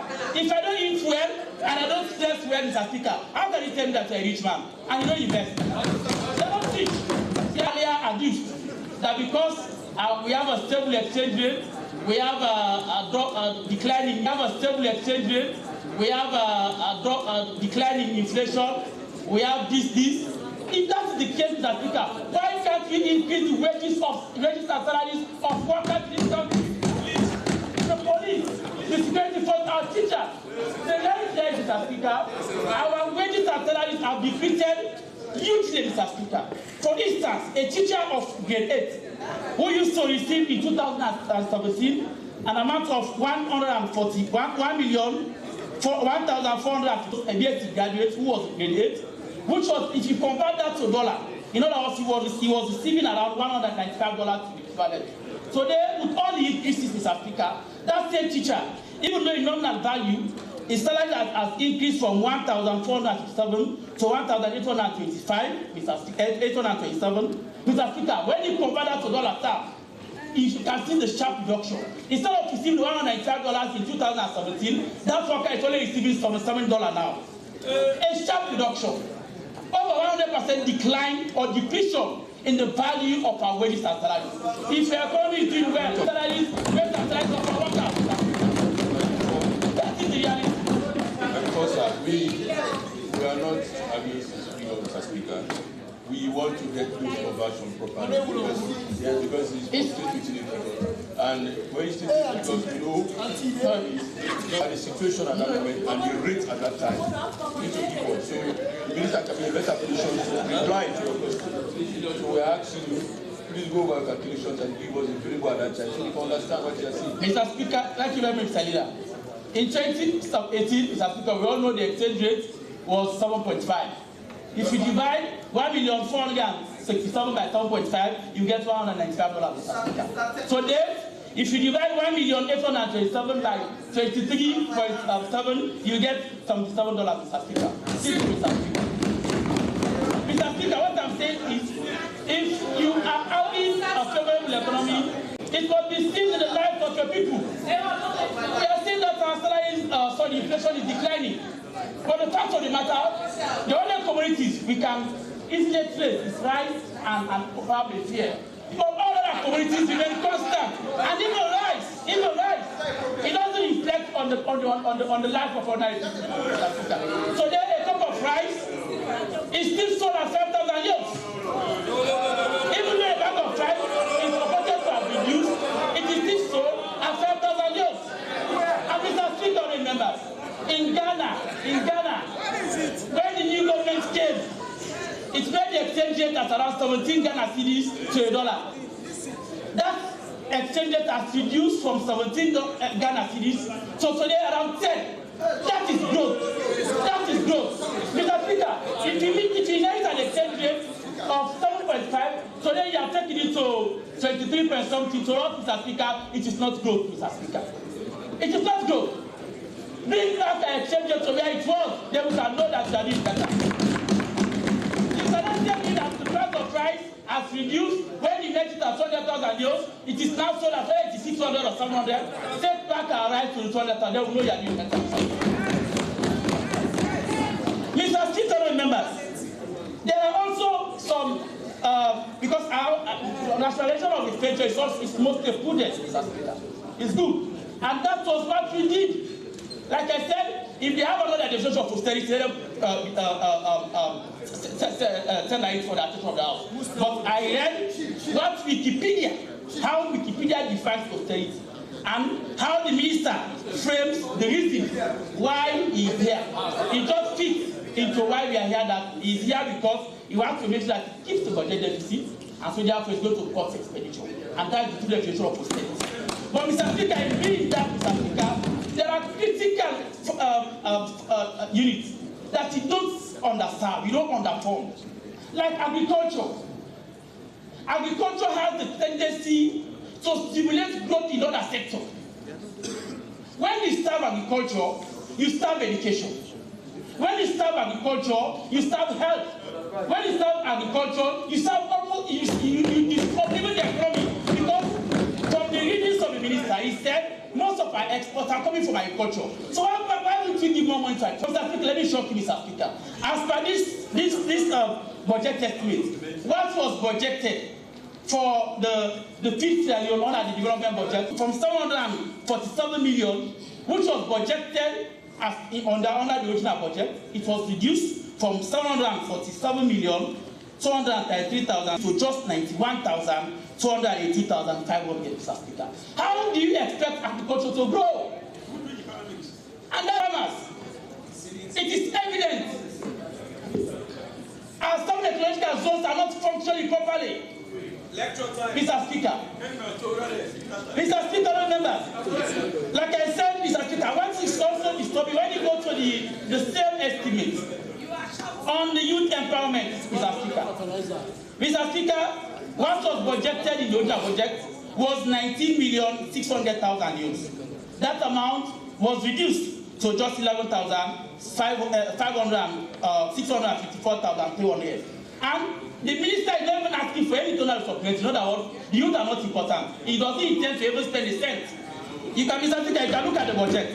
Go to the second to last page. You go under the youth empowerment. You see that zero is being put under the category of. Please, point of order, sir. Please, the deputy leader started very well by making reference to the standing orders. and supplementary budget is also pointing to certain facts, and this is not austerity. I just want my colleague to confirm and not to put the minister into very bad light with it. This budget, the name of the budget, the theme is very clear: fiscal consolidation and budget credibility to sustain macroeconomic stability. And if you're not coming with the budget for the year, it doesn't mean that you don't recognize them. It doesn't go that way. It's because it's what is important and what is focusing your attention at the moment. Recently today, we have not ratified. We have not ratified only going towards the youth and women. And only 35 million euros. So please, let's compare ourselves. I'm sorry to disrupt you really. Thank you very much for the team we have, please. But Mr. Speaker, I know you are following. Let me criticize about the House. Hold on. You cannot say ostracized. Hey, please. That's commentary. Okay, thank you, Mr. Speaker. I know you are following. Let me just refer you to the third to the last item on the schedule, Mr. Speaker. You see what was allocated for the last is page 15. The fourth to the last is development activities, youth empowerment, Mr. Speaker. What was projected was 19,600,000, and then what is now being reversed is 11,654,300. Mr. Speaker, go under the supplementary. What is there? It's zero, Mr. Speaker. So I'm saying that, and that is what the minister has come here to request for additional spending. Mr. Speaker, this component is very important. This particular development activity also has the tendency to create jobs and stimulate growth. One of the programs I want to commend the Ministry of Youth for was when they procured about 100 kekes for young people. And what I was told, 100% of those kekes are almost been paid for today. That tells you have created jobs, you have stimulated growth, and it has a tendency to make sure that you stabilize the economy through job creation. As we speak, Mr. Speaker, that same sector has a proposal to make sure that it procures 200 e-vehicles. We all know how much we are affecting climate. We are all contributing because we are not calculating our carbon footprint. We travel, we use vehicles, we use generators in our house. We are not taking climate to make sure that we mitigate some of these things. The Ministry of Youth is saying that it wants to procure 200 e-vehicles so that the carbon emission will be reduced. Even when the UNDP has provided 100% of the funding, government has not provided counterpart funding to make sure that that project comes to reality. So I want to appeal to the minister that he considers growth-related sector and prioritize them. Much as we are reducing, Mr. Speaker, but the purchasing power remains constant. If you reduce the value of fast growth in education, Mr. Speaker, it means that you will not be able to pay school fees subsidies. And even if you pay them, you will not be able to buy future learning materials. And if they don't come, you know the good that effect on our education outcomes. So, Mr. Speaker, honourable members, like I said, I want to again talk on this other deduction, which is also very much important. That the one that has to do with NDMA. This time is a crucial time for our nation. I'm sure this is one of the agencies President Biya established for good reasons, because he knows that we have suffered so much from emergencies. And mostly when emergencies do occur, we do not have a way to quickly push down the effect. And that has resulted to a negative implication of our economy. That's why we have an established institution like the NDMA. So if you reduce the spending in NDMA at a time when we'll be having serious rates, Mr. Speaker, it is like exposing that sector to a lot of vulnerability. And so therefore, Mr. Speaker, I want to also submit that the minister considers this particular sector. Mr. Speaker, honourable members, I want to again, lastly say, Mr. Speaker, that our reserve is on the crossroads, Mr. Speaker. And I want to appeal, because I know we have a very competent Minister of Finance. That is true. He has held the bank to make sure that we function as a nation. And the bank government is also someone that is very much credible. But we know the importance of maintaining a credible reserve. In 2020, when COVID struck, Mr. Speaker, the trade bills has dropped from 40% something to 14%. Good. But to me, it's part of, I don't see that as because of fiscal policies or strong action. It's even because government has rationalized borrowing. They don't borrow too much again, locally. The reason being, they have so much on the commercial banks to a point that they don't and the level is underperforming. They don't have the ability to pay. And yet the interest will not wait. You have to pay, you have to pay. So as a result, many businesses have crumbled. Many individual sole proprietors have run away because of the high interest rate. So I want to appeal that we go and make sure that we have a very friendly interest rate that stimulates growth and encourage private sector to thrive.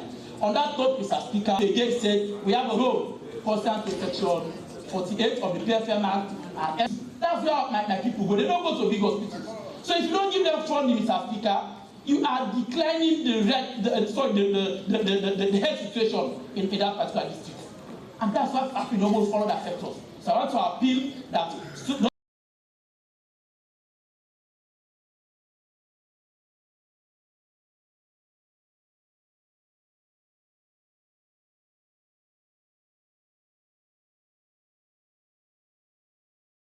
also comes to disbursements, Africa, though they don't have disbursement as it is now. Councils, without, and many other ministries, they have gone without every allocation.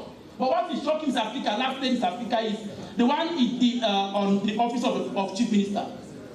Even when they are rationalizing, we are saying that we have the minister, let's have a positive debate. Tell us what is causing the increment, because we are not there. When proposals are made for increment of the budget, these are proposals and these are allocations. They can be reviewed in the downward trend. So let us just see. I'm just saying that. Thank you very much. Mr. Speaker, I wish I were the Minister of Finance. Can I be heard in silence, please? But unfortunately, I'm not. Can I be heard in silence, please? Leader of government business, in as much as I 100% go with what you're saying, but I don't have the slightest doubt in the minister we have before us today. I don't have the slightest doubt in him. That's all the more reason why I reminded him to make sure the relevant notes are taken. Yes, Honorable Kroma. Mr. Speaker, like I said, the office of the Chief Minister, the budget in the total budget was 24 million and it has increased to 31 million, even when it's not being in schools. Mr. Speaker, the office of the President, Mr. Speaker, it was 79 million and that budget has increased to 259 million. No, it is in the budget, Mr. Speaker, I can refer you to page 5. Leader of government business, take relevant notes.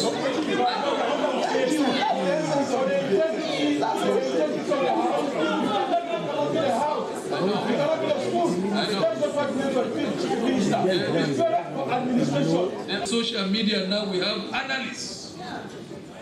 We have people who analyze legal matters who are not even lawyers. We have people who analyze economic matters who probably did not even go to school. We have analysts all over the place. So when you say these things, you say them with caution. Because there might be somebody there who is ready to run. In fact, I often say who is ready to run. In fact, I often say in this house that one thing that has happened to Sierra Leone that is terrible is where we have our brothers and sisters who did not go to school but know where the record button is. The moment they go over social media and they press the record button, you will hear everything under the sun. So therefore, when we communicate, it's necessary that we are guided in what we communicate or what we want the public to hear. That's all the more reason why the leader of government business is interjecting you, because he does not want the wrong information to be carried out there. So please be guided, Honorable Aaron Kroma, please be guided. Mr. Speaker, I know you know very much well that I was never guided. Yes. When you were I'm not talking about I'm not going to leave it for no regular. Yes. For neatness of proceedings and the integrity of the House, I will send that to you, allocations to council, so you can follow the debate. Yes. Yeah, thank you very much. Yes. Update. Please respond appropriately. And Mr. Minister, don't leave anything hanging, please. Make sure you take notes. And a project like this, so that you have money. If you don't eat well, I don't dress well. Let Sierra Leoneans dress well. If our economy is booming, then let there be a drastic increase in the salaries of workers in the country. If our economy is booming, let us see an increase in the allocation of resources to staff in MBA. Let the police get their rights on time. Let us see an increase in all sectors of Mr. Speaker. That is when we say our economy is booming. Otherwise, Mr. Speaker, I still believe that with all the variables, in the midst of a decline in revenue, Mr. Speaker, and a depleting revenue reserve, our economy is not doing better, Mr. Speaker. So yes, I want to submit that we support this project for the good and the progress of this nation. Thank you very much. Thank you very much, Honorable Let me listen to Honorable Mustafa Sello. After Honorable my St. John, the St. John Bridge, Service Street Bridge, we have that. That money was charged under the Office of the President, under Infrastructure and Development. These are all costs that fall. So, Mr. Speaker, as a government member of Parliament on this side, we are here to make clarification and to let the public know that those figures were false, we are not correct. They are not correct figures, and they are just based on gallery and just for the community people to. He's a friend of Parliament. And yes, he's a friend of Parliament. I must say that. He is also a friend of the opposition. I must say that. And he's deputy for the hard work you've engaged in over the period of time. I want to systematically look at the theme of this budget. The theme says fiscal consolidation. What we'll do in the next budget is to delete wherever presidents appear in the budget. And for the records, no, sorry, sir. We are talking about the. For the records, I've been not the theory, sir. You can talk about. So I hope when please. Hold on. I did not talk about the theoretical aspect. He was talking about allocation, and he mentioned the vote number and allocation to the office of the president. He did not talk about weakened considerably. Yes. In 2018, before I contested to be member of Parliament, I went to Guinea. And whilst I was in Guinea, 1,000 leos or 1 million leos was exchanged for 150,000 Guinean francs. Yes, before 2018. Now, if you go with 1 million leos to Guinea, they will give you about 300 Guinean francs. So that shows that 500, you say 500, okay, I give it to you. I give it to you 500 instead of 300. Yes. So it shows to a very large extent that Leos has weakened. But Mr. Speaker, what is most interesting is this. The government that loudly condemned austerity now finds itself implementing the very policies it condemned. Only now. In fact, if we had had this minister in the last government, most of these policies were very, very essential. We would not have found ourselves where we are. Yes. They are calling these policies fiscal consolidation. The reverse expenditure framework of this 2025 is a clear case of austerity by another name. A clear case of austerity by another name. Mr. Speaker, I will substantiate. My first point, why I said it's a clear austerity by another name. The slashing capital expenditure is a classic austerity measure. If you go through this budget, the most telling indicator of austerity is the steep cut in the capital expenditure, which has been revised from 31% from 13 billion new leos to 9 billion new leos. So this reduction is a clear case of austerity measure by another name. Mr. Speaker, even worse is domestically funded capital projects. They have been halved. All domestically funded capital projects have been cut to half, from 2.2 billion new leos to 1.1 billion new leos. This move, one, will delay infrastructural development, it will undermine local job creation, and also it will cripple support of rural roads, schools, water supply, and small contractor businesses. So this is the second austerity measure. Mr. Speaker, honorable members, this is a typical textbook austerity. Textbook austerity. Yes, exactly. You are right, my brother. Cutting productive investment while keeping consumption-based spending intact.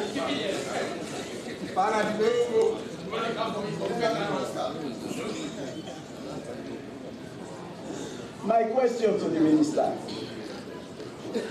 how is this different from what you call infrastructural starvation?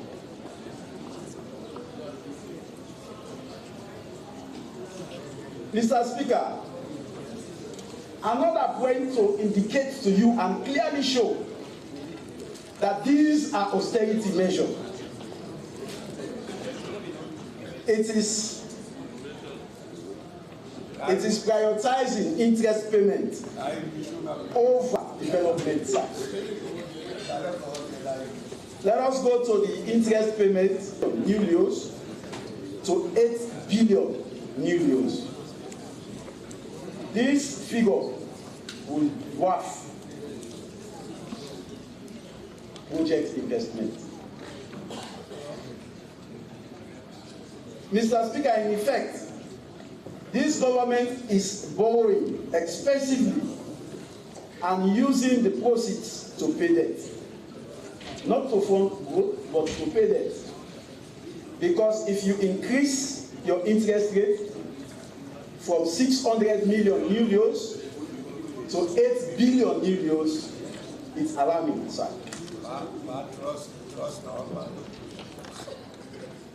Are we building Sierra Leone or are we serving creditors?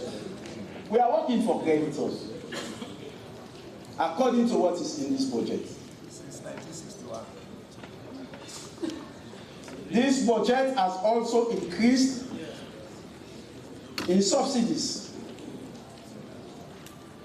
When you talk of political motivated, non-proper, mainly settled areas of independent power provider, IPPS, not to expand social safety net.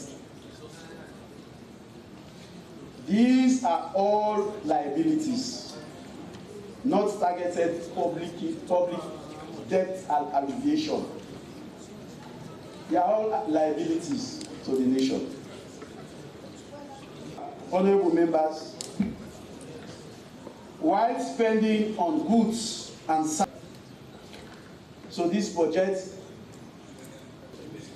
One respect I have for this minister is that he is always sincere when it comes to putting together the budget.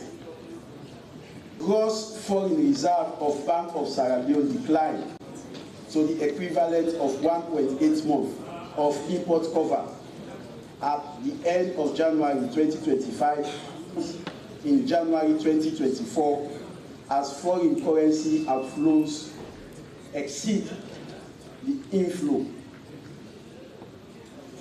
You cannot have a stable economy where the foreign currency outflow exceeds the inflow. That is why our reserve has now been depleted and has reduced to 1.8 month cover instead of 2 month cover in 2024. Now it's 1.8 cover. So, Mr. Speaker, an economy that is performing well can never touch its reserve. Can never.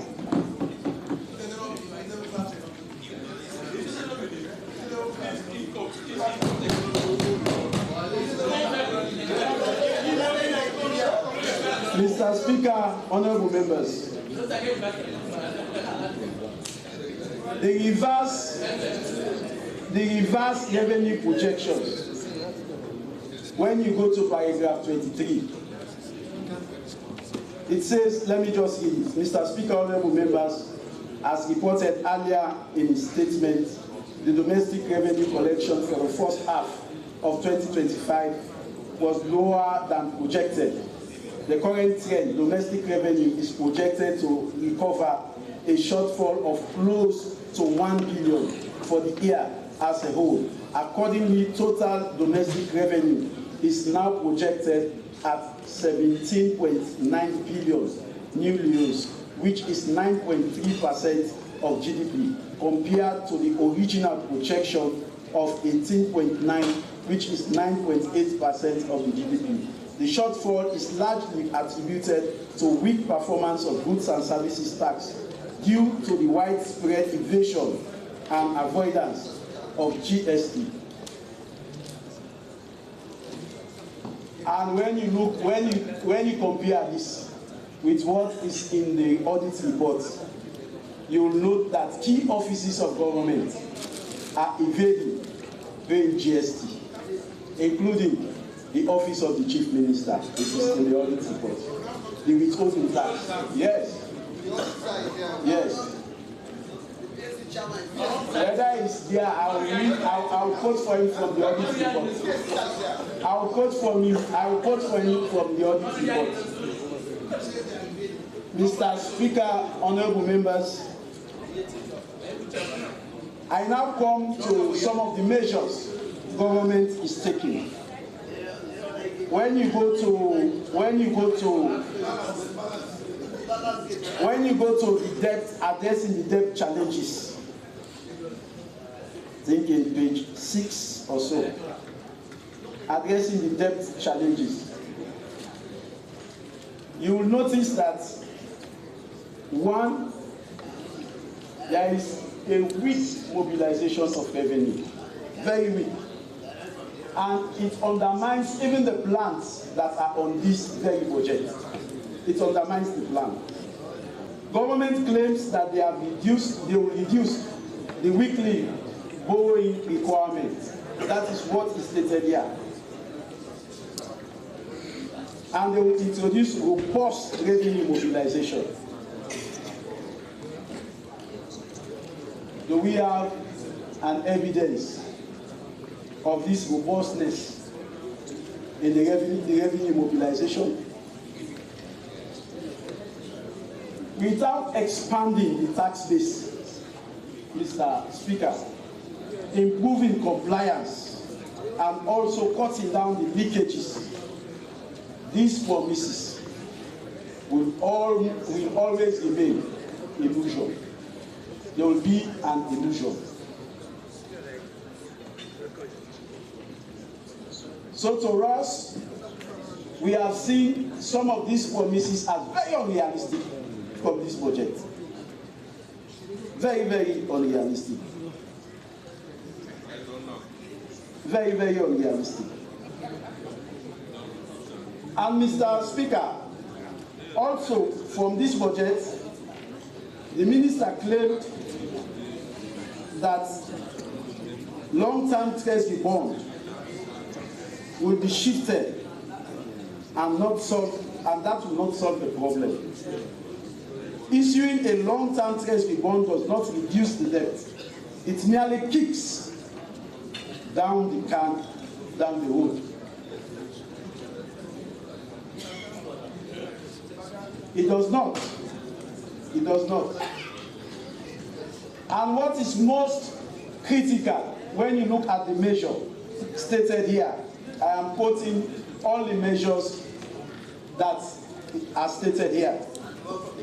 The over-reliance on NACIT and non-bank institutions is also risky, Mr. Speaker.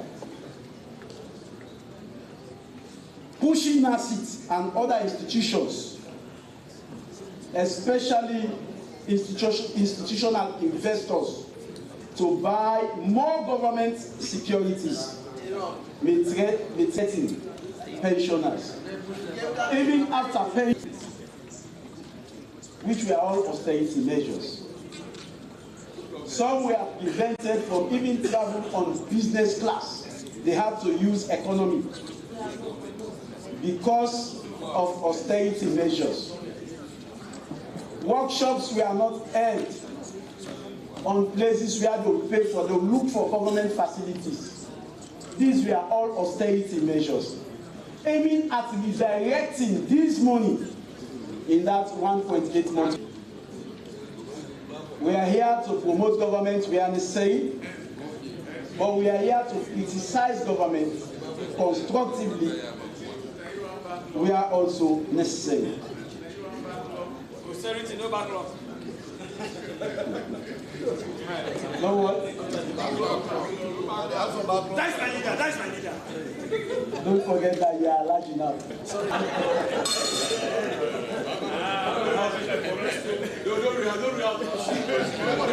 No reaction. I think my thing, 2.5. And now just in 7 years, it has gone to 22.3, 22.4. And this is the same thing with the fuel. Mr. Speaker, fuel price before the inception of SLPP was 6,000 euros.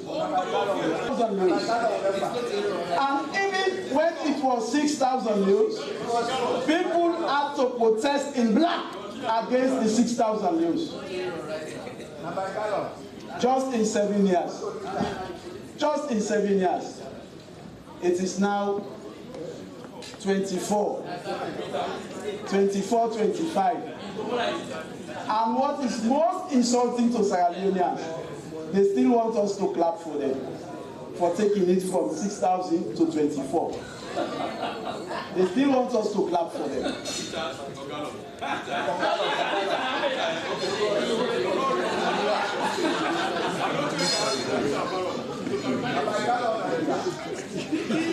So because of the global reduction in the price of fuel, we are still pleading with the authorities that the price of fuel needs to go further down.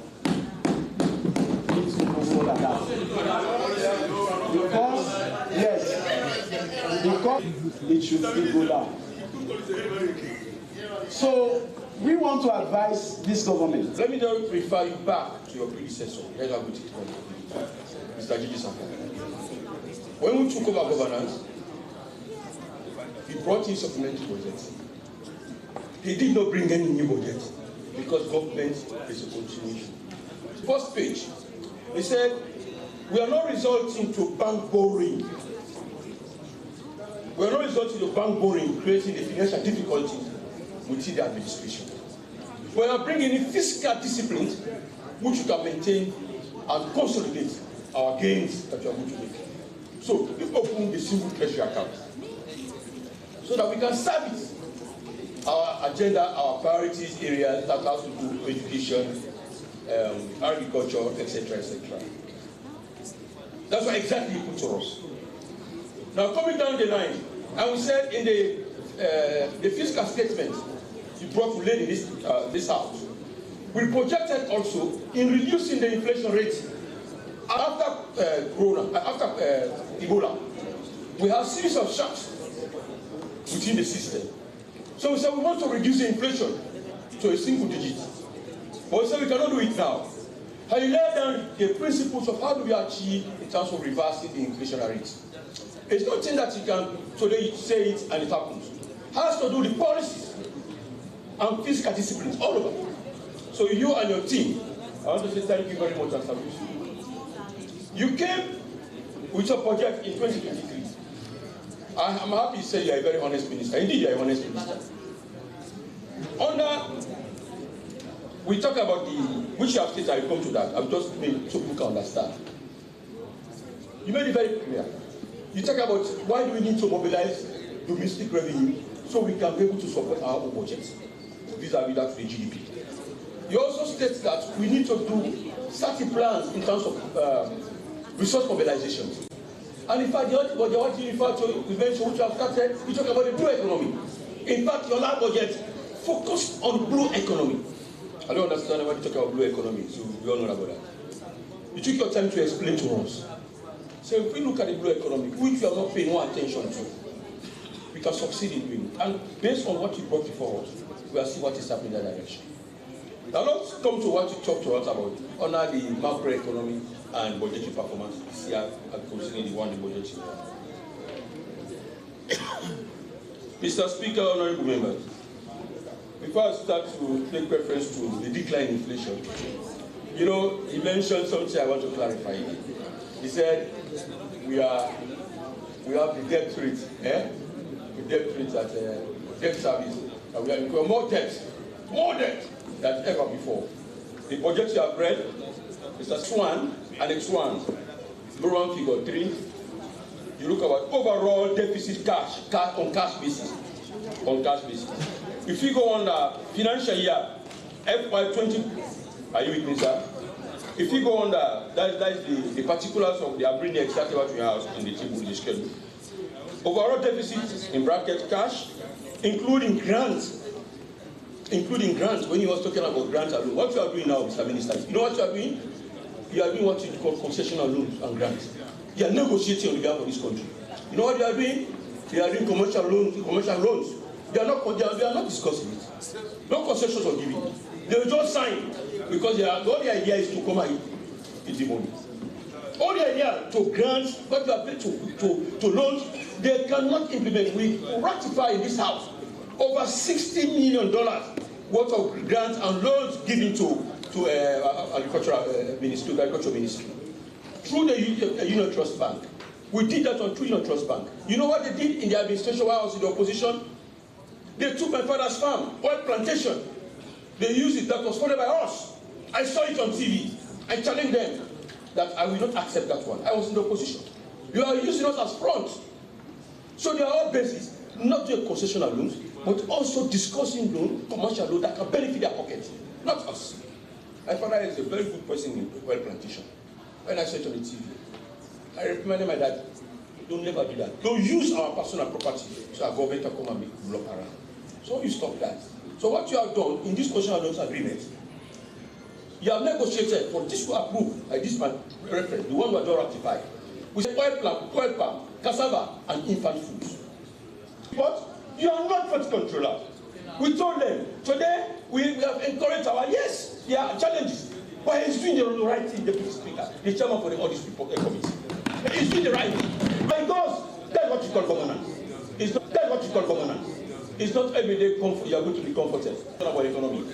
Now, economic austerity, a set of economic policies usually consisting of tax increase is not only reduced. I read it because I wanted to get the certification. Not only debt reduction, tax increases, spending cuts, or a combination of the two. Now, used by government to reduce budget deficits. Mr. Minister, Since he started coming to this house, he has talked about budget deficit over and over. You know why you increase to have more revenue. And you service those debts. The debt you are seeing now, the security debt you are seeing, is the debt that they incurred in this house when they left governance. John Benjamin, Dr. Pujo Benjamin, the former Minister of Finance, when they took governance on what standing orders, I will not sit down to tell you what standing orders. I did not ask you for standing orders. Mr. Speaker, yes, what also, Mr. Speaker, you should have waited. They think I have done enough to educate you on austerity. Coming back to the facts, we don't politicize it. That's why I said the audit report, we didn't politicize it. We make clear the audit report. That's why we have done huge discovery. Huge discovery. We are not good controllers. We are lawmakers. So coming to this one, I said I will come to the macroeconomic and budgetary performance of this year. He has presented to us. He did not deny that we don't have challenges. He said we have challenges. But they refused to accept the fact that he has made his point clearly to the nation. But he's back into Parliament to make sure that these challenges that we have faced, we are able to solve them.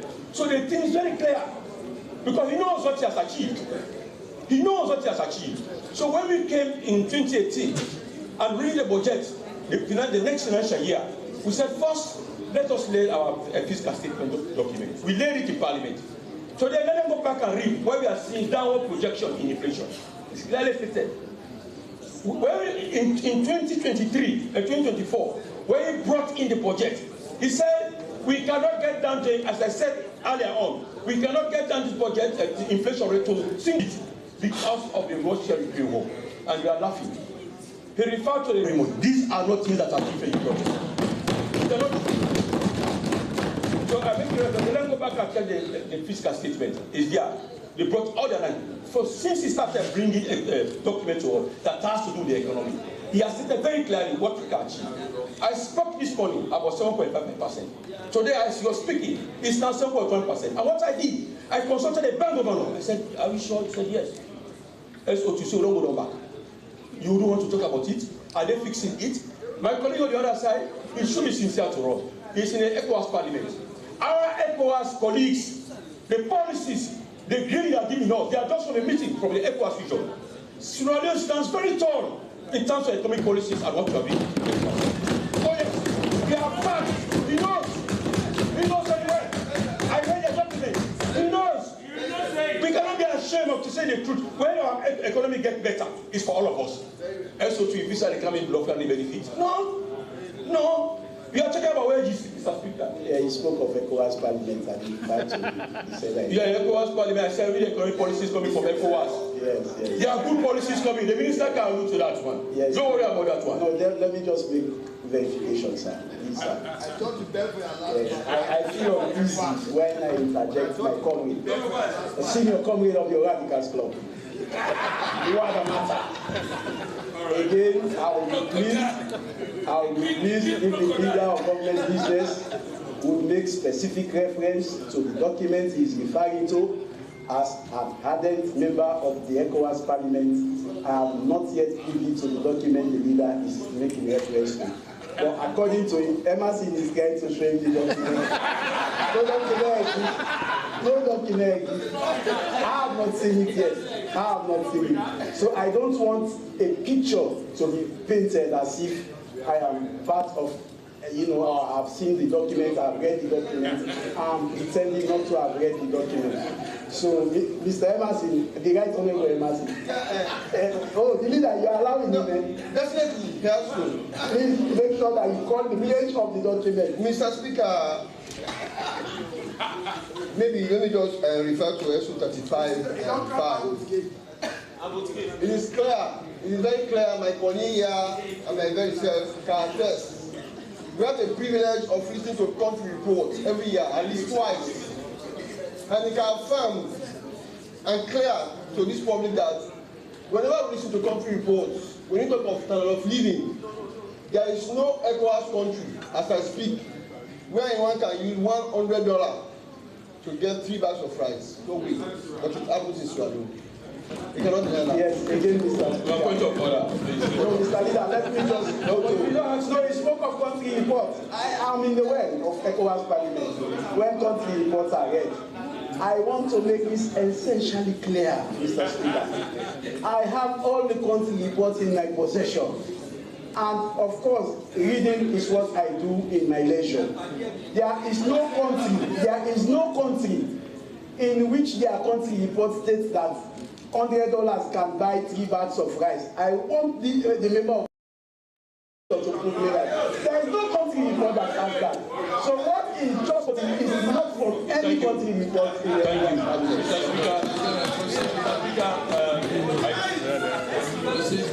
Mr. Speaker, you know, we are in the most of our policies are also when you talk about what is our other economic policies. We have ratified protocols and treaties that have to do with economic stability. We are also trying to see how best our policies can be in line with other policies to this officer. If he is denying his country report, and these ministers and the bank governors attend the meetings of state nature, so that how do we stabilize our economy in the government? Let him go and Google for himself. This is the same thing we're talking about, increase in wage bills. Increase in wage bills. You see, Mr. Minister, our colleagues are not just sincere with you. Increase in wage bills. And today they are asking you to increase salaries of police officers. They are asking you to increase the wages of police officers. So you see, we sometimes let us stand tall. Who told you that you don't want to increase wages? We want to. It has to do with economic strength. But they politicize it by saying, oh, wage bill. The last time I came here and said, if you are responsible government, you are responsible minister, you increase wage bills because you want to change the lives of others. You want to make their life better. That's what you do. If there is high inflation, you increase wage bills. He did that one. Today inflation taking that one trend. I don't want to give credit to SFP for that. No, give him credit for that. Give him credit. I will not go to the next one with inflation. Mr. Speaker, now let me tell you, when you talked about debt, I will not bother myself. But let me go back to the document. You think I'm not going to read it? I'm going to read it. Go back to that document. All right, go back to page, Roman page 3 at the annex 1. Overall deficit cash basis, including grants, under FY 2003 original budget, quarter 1 to quarter 4, it was 4.8%. That has to do 7,450,182. When you cut back down to financial year.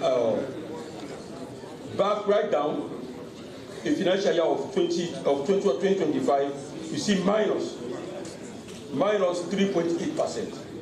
So there's huge decrease in terms of our servicing our debt and the budget deficit. We have also addressed that one, and we are trying adequately to address it that has to do with under the profile, Mr. Speaker, that has to do with our debt.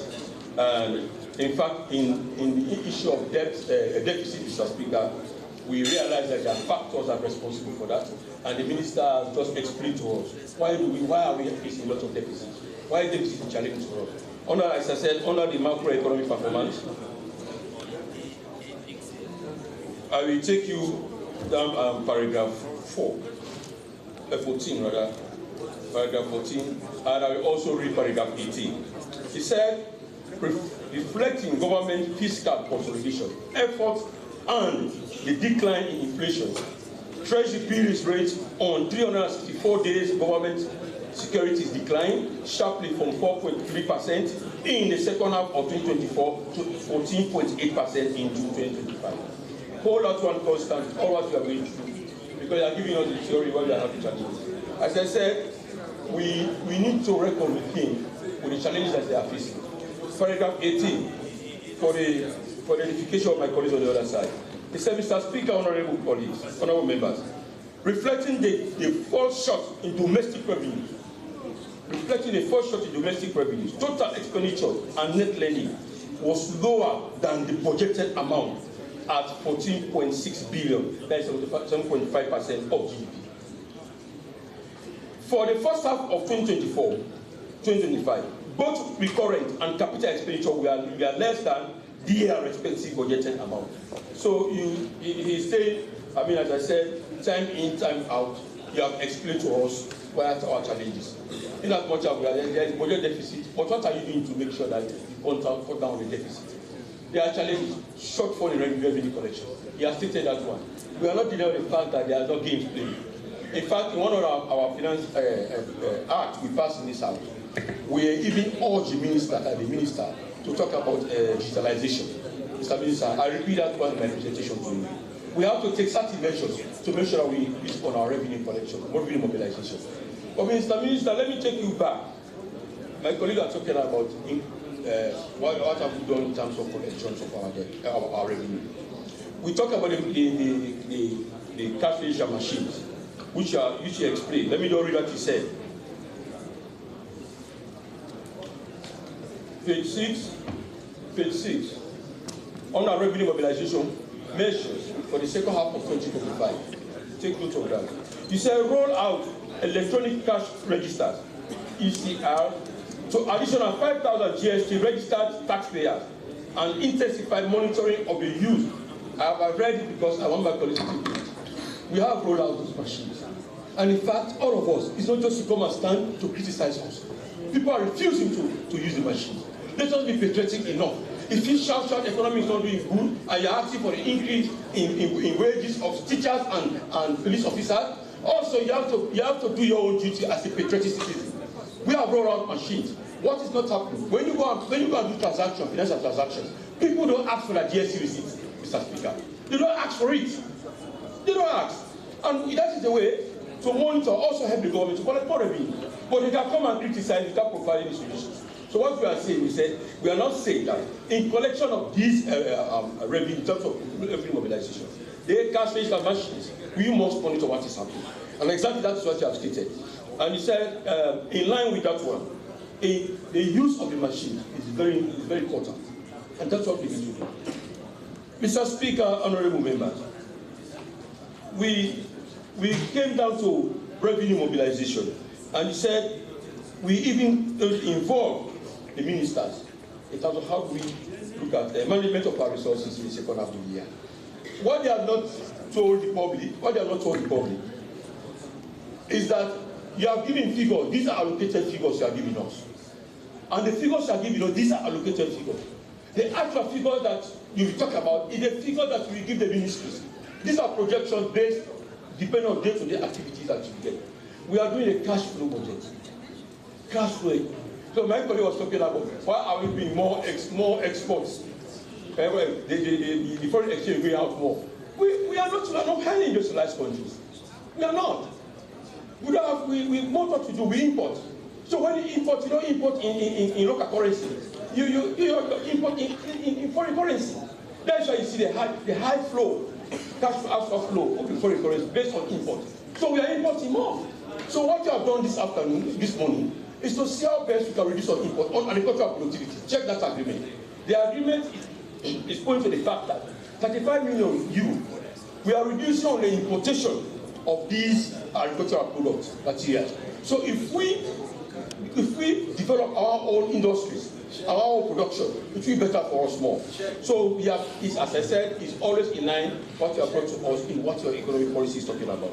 Mr. Speaker, honorable members,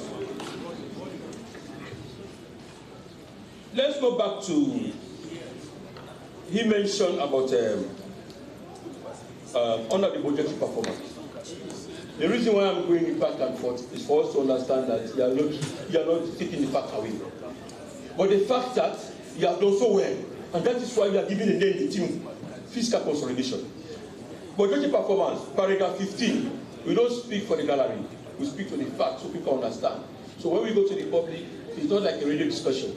It's like you're going to the fact that Mr. Minister has got documents of Parliament, making reference to challenges and what we have achieved. Mr. Speaker, honorable members, total domestic revenue collected in the first half of 2025 amounted to 8.9 billion, 4.6% of GDP, recording a shortfall of 646.2 million relative to the target for the period. And further, he has given projected domestic revenue again was mainly accounted for by the underperformance of goods and services.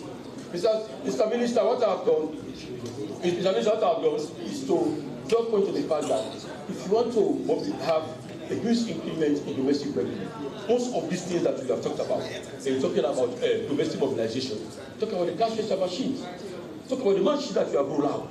And these machines that you have rolled out, we should also assist in making sure that we pick up how do we GST be collected, how do we move on our revenue mobilization.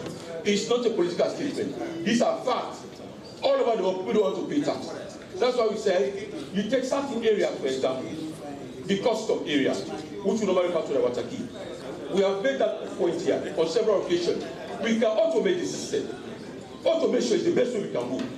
It's not when you shout. We have been on this from time memorial.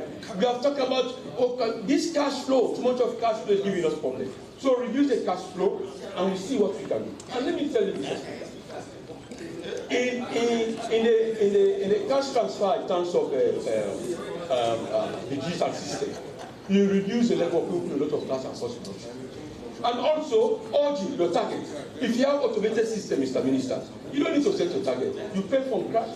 For beer, I'm talking about custom transaction. You don't do cash transfers direct. It's purely automated. And so you monitor what is going on. But what you are doing, some people are doing part automated, I talk about their scooter. We see things are going down. Recently, people have called, they said they have interfered with the machine. We have had about that all over the place. But we encourage you to do automation. And when you do automation, that will be better for us. And when we push forward, we have a better revenue collection. It's not always shouting. It's not our politics. We cannot change the dynamics of our economy until unless we try to do the right thing by putting in place mechanisms that will stop the issue of fraud and also people interfering with cash flows and collecting money for their own personal benefits. Mr. Speaker, honorable members, let me remind you again about when we said we have given a lot of concessions to agreement. Concessions to agreement. You page 7, Roman number 8, page 7. You said follow up on ongoing investigations on concessions agreements of such large taxpayers to ensure full compliance with the provisions of the agreement. I think, Mr. Minister, we need, as Parliament, we need to assist you in this one.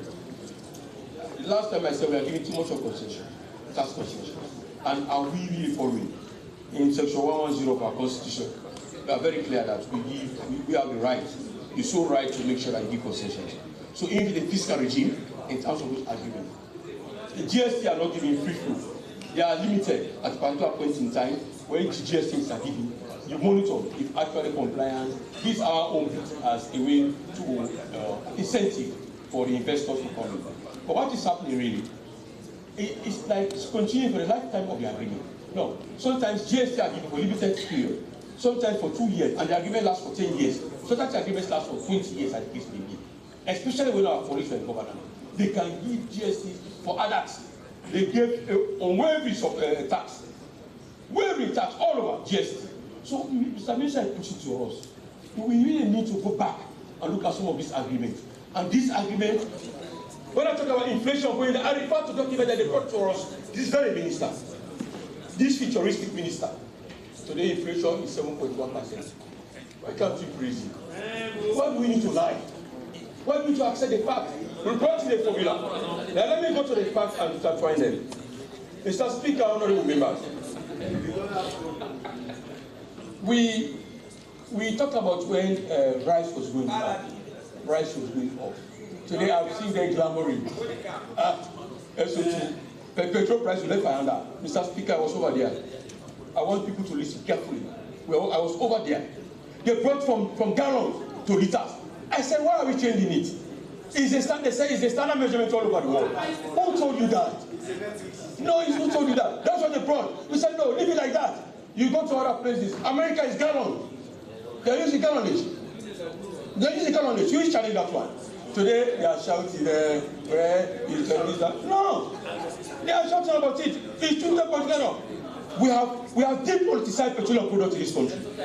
Give kudos to the minister. We have depoliticized petroleum products. So then people are fighting over prices. We are not bluffing around. Mr. Speaker said, he called me meetings at State House, at his office. They are not fighting themselves. So then the person said, I will go to sell 20 loads for liter. We are going to sell 23 loads for liter. Where would you governance? They are doing artificial scarcity. We have stopped that one today. There is today competitiveness in the market. That's how it should be. We have done the capping. No to lie, the policy is pro-for. We have general sessions. Mr. Speaker, you know, let me be reminded again of something.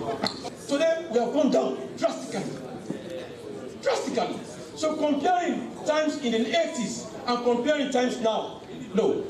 When I was doing my presentation for the ratification, I used the chemistry formula. If you study chemistry, it's very simple.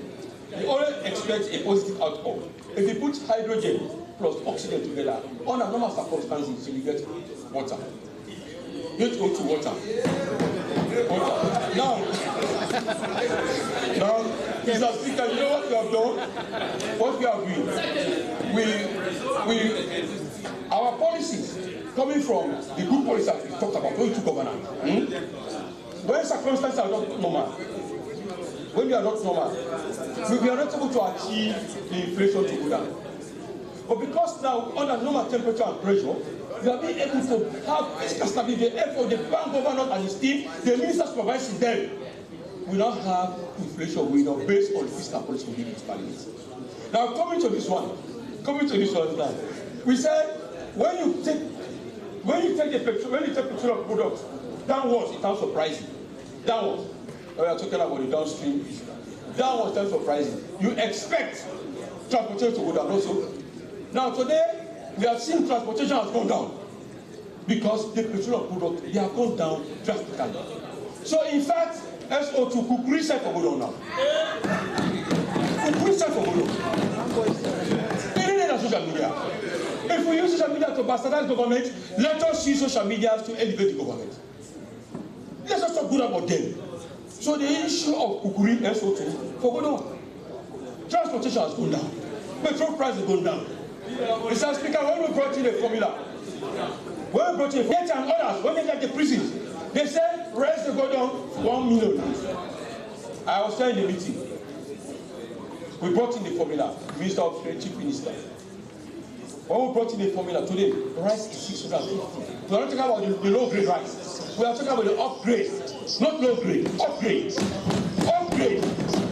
So if you are saying we don't play wishy-washy business in terms of governance.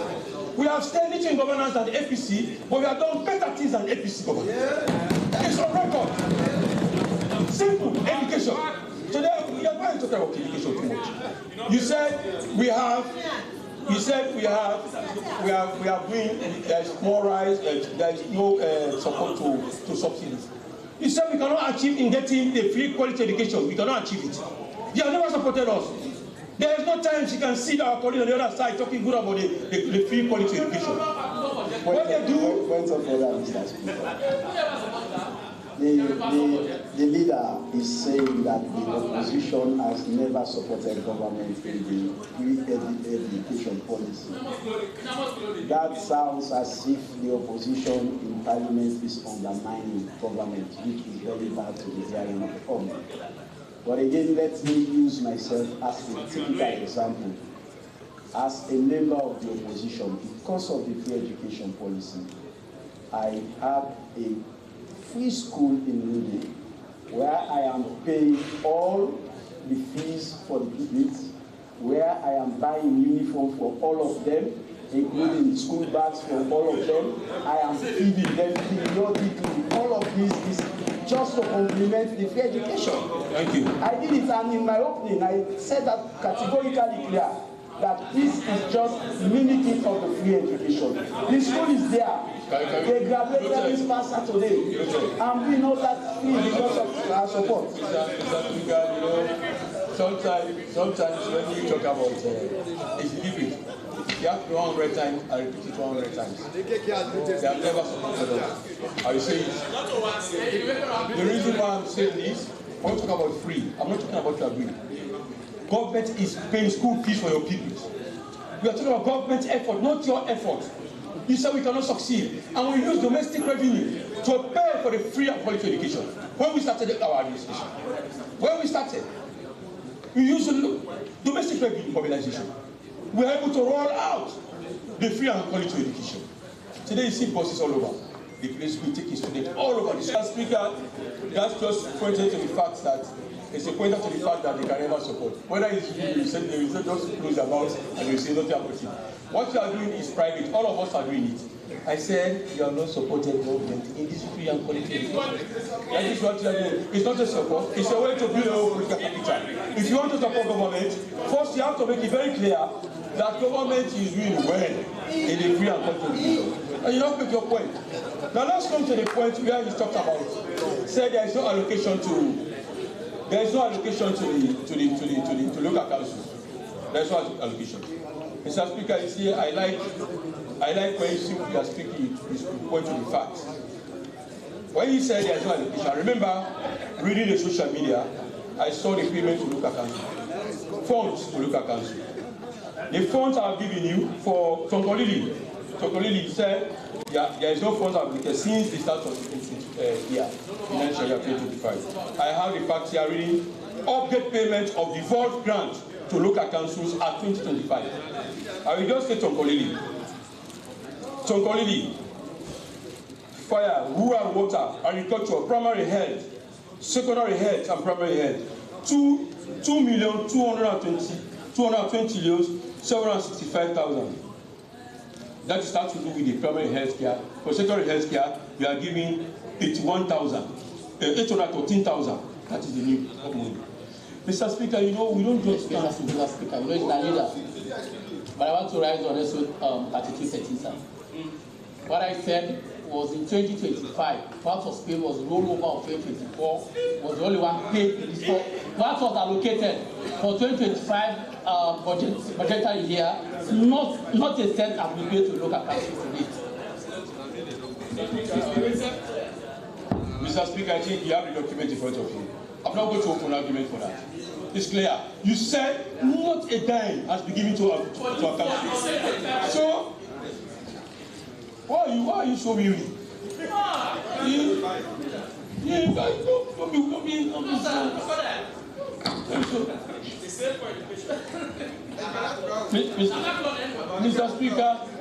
Mr. Speaker, what you are saying, just as we do behalf for Parliament, behalf of Parliament, you are giving revenue.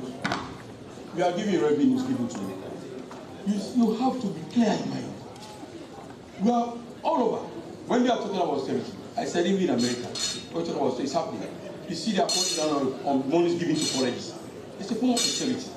But we did not politicize it. And they do. They are not politicizing it. President Trump is doing it. But they are not politicizing it.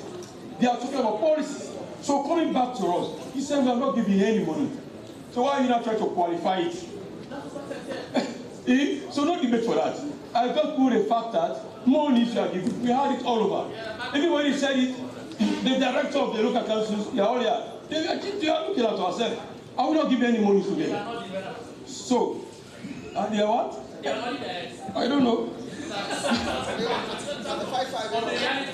Mr. Speaker, honorable members, in making our economic policies really outstanding, to be in line with what the minister has said, account ownership from 2017, that it was at 20% under their old regime, to see that we are being no fiscal stability. We now have 38% individual account ownership. Those who own account, from 20% to not 38%. Why will you have to give credit to these ones? So that's why we're talking about fiscal stability and consolidation, not anything else. And as I said, I talked to you about making the system automated, which will be good for all of us. And let me also draw your attention to something that I would like you to do.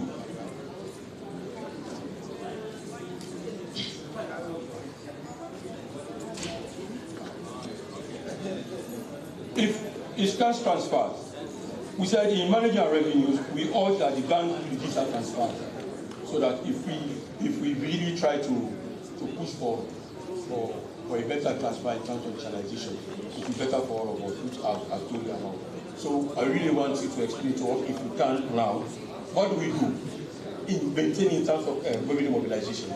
If we can really have this one integrated system where we can force people to do more banks transfer account visa system in terms of being cash to cash flow, which creates difficulties and sometimes problems for us. But when I went through the banking system, I mean, we are not talking about private sector. For everything we are doing, with what the positive outcome of our budgetary performance today is because of the policies which we have incorporated in the private sector. Now, when there is stress in the market, what a bank is doing, the Bank of Sierra Leone is doing, they are even giving facility to when there is market stress with our private sector. You can go to the bank, they can assess you, and they can help you in solving your problem. So where there is stress, market stress, the bank is also open to people so that they can help them to solve some of the problems. Mr. Speaker, honorable members, as I said in my opening presentation, we have done our best to make sure that what are the shocks explain under the macroeconomic performance, and what our gains, we have also explained that. And what we need to do is to increase our oversight responsibilities. It's not only putting everything to the minister. We have the chairman of the finance committee, the transparency committee. So even all members in our debate that we need to have more cash monitoring machines, but we need to see how best we can improve them. If people are not using it, what do we do? If people are not using it, what do we do to make sure that we succeed in having the revenue mobilization under domestic mobilization very well, that we can meet up to our expectation? Finally, Mr. Speaker, honorable members, in bringing supplementary budget, it's not because we are afraid of what is happening. It's to push in where our challenges are, and we can be able to meet out what we can solve at the short possible time. That's why it's coming 6 months down the line. And he has explained what is the target. Allocated figures can also be reviewed. These are not figures that they are going to review, because these are allocated figures. These are what they are projected, and they are anticipating that if more favorable news are available. That is why they have brought a series of measures that they can put in place. And they are explaining to us what they have achieved also. In what they have achieved, if we follow that one, with strict fiscal discipline, I think we can help you to make sure that you achieve your supplementary budget in front of us. Thank you very much. Thank you for bringing the budget to us. And we are very supportive of you and with your policies. Thank you. Thank you very much.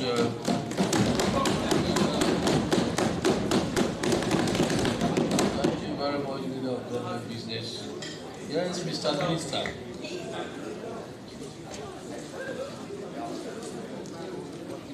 Minister, my old friend. Thank you very much. Thank you, Mr. Speaker. Thank you, honorable members. The debate is very lively, and I think I've taken keen notes of areas of commendation, concerns, and I'll provide clarification and justification for what we are doing. The theme of the budget, with all due respect, but also being sincere to what we do in the running of a state and an economy. We couch them appropriately. And I have, in my speech, alluded to the reasons why we are coming with the supplementary budget. When we approached last year, I did say 3 things. That we presented the budget on assumptions, and I will make those assumptions very clear. First, we assume that inflation will be projected around 20%. And then we assume that the currency will have depreciated to 30 leones to the dollar. But also, at the same time, we had interest rates at 41%. Those numbers have all fundamentally changed for good, fundamentally. So, and I'll give you just what they mean for the budget numbers we presented in November. So for goods and services, if you had projected your spending on goods and services and I'd said you have made your projections on a 20% inflation, but your inflation turned out to be 7%. Even if you maintain the same level of spending, that number has reduced phenomenally. That's a serious shift in the numbers. It's the same thing for currency. If you have projected that you're going to raise revenue, your taxes coming from customs, are going to be hinged on the 30 lien to the dollar, you had actually phenomenally overprojected your expected revenues coming from customs. And you have a stable exchange rate at 22 instead of 30. Right? So, and then it's the same thing for interest rates.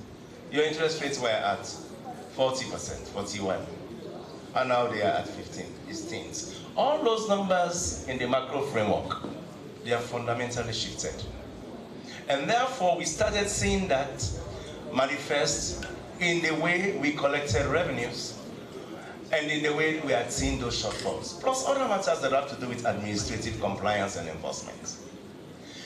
So by constitution, and the responsibility given to the ministry to come back to Parliament, and assuring the credibility of our framework that is approved here, it behoves to come back as a ministry and seek that authorization to be able to have the appropriate appropriation that it will be seen to exhibit budget credibility by the end of the year when we close the year. That's why we are here. And I use the word consolidation, not austerity, because of many reasons. We're not increasing taxes. We are not asking for that to raise revenue. No, we're doing administrative compliance. We're doing enforcement. We are increasing on the way we tighten up the system. We are not creating tax increases because we believe the taxes that have been, policies that have been passed will be adequately enough to be able to ensure that they support our budget if we implement them appropriately. So that's one. Second, when you say austerity, what we call fundamentals, they will not be in the way you really expect them to be. There are goods, all the goods and services we have, we don't have shortages in this country. Whether it's for rice, for fuel, for flour, for sugar, you name them. But even for all the other essential commodities in markets, their prices are fundamentally firm, month by month below 1%. That's the underlying fundamental indicator we are looking at. And we are not even worried about it. Our projections in the macro team that is managing the economy, we are very confident that we have had inflation under grip. Right, so that's not an austerity indicator at all. Same for the currency. And for currency, yes, for currency, we should understand that what we have is a completely different environment. Yes, it's a different macroeconomic environment with currencies, where we had adjustments in the entire fundamental. So we have a complete reset with new equilibrium established for the currency. The responsibility with macro management, and even for people who are doing businesses in the country, what they will want to see is that at the current exchange rate, that you are maintaining it within reasonable band. And like I said, for some months we don't have appreciation, but for the 1 year, where we have been observing the currency, only 1% depreciation. So that's, for business people, very positive. We are looking at books of companies in the country. Check companies, the banks that we know, all of them have been running profits, and phenomenal profits. And it's the same thing with businesses that are across the country. So overall, you don't have, how they call it, a very difficult macroeconomic environment, right? It is not there, and it is something that you can attest to by the people out there, by businesses. That's the feedback we get, but those are the numbers that we are reading. So that's why we said, for these gains that we have made, you want to ensure that when these numbers have changed, upon which you came and said the projections are the following, honorable members of parliament, give us this authorization on these assumptions. I have to come back to say the assumptions have shifted, but the truth is this, They have shifted in a very solid environment where our responsibility is to hold up those gains. It's a completely different dynamics. And therefore, those gains have meaning. They have meaning for what? Should we maintain the gains? The fiscal projections we have here are not increasing. If anything, they are improving, and they are improving in a very solid way. For the last 3 years, we have been having solid 1 percentage point reduction in deficit. And our primary deficit has been improving. We believe we may be able to register surpluses. So we are not dealing with an austerity environment at all where there is chaos in prices, shortages of goods and services, and what we call distortions in your macro fundamentals that require you to do the kind of adjustments. Those adjustments have been done in the last couple of years, and the result that we have, it behoves us to maintain them and sustain them over the reasonable period of time. First, close this year appropriately, but second, make sure that you continue for next year. I'll give you an example. Mr. Minister, Honorable Speaker, colleague, honorable members of Parliament, I stand on S452 so that the business of the House will continue. I suspend S452.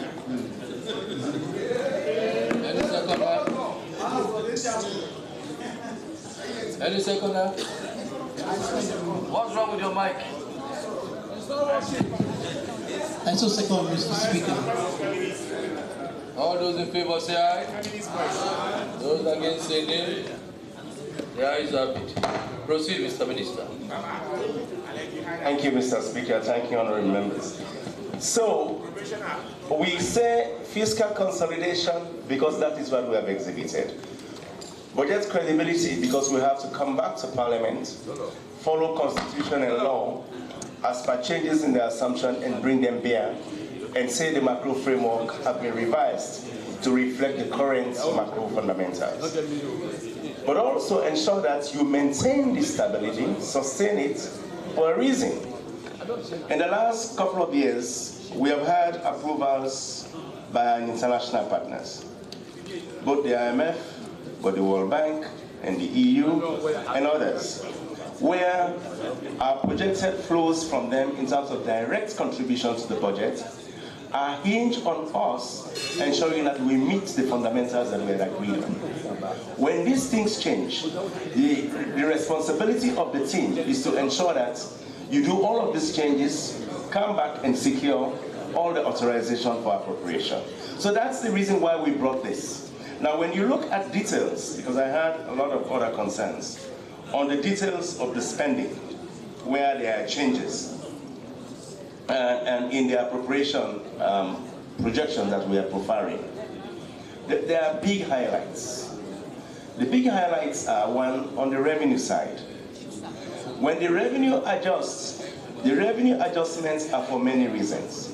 Like I said, changes in assumptions, but also administrative responsibility for compliance, responsibility for enforcement, but also I hear from the floor, responsibility for re-engineering technologies to do what?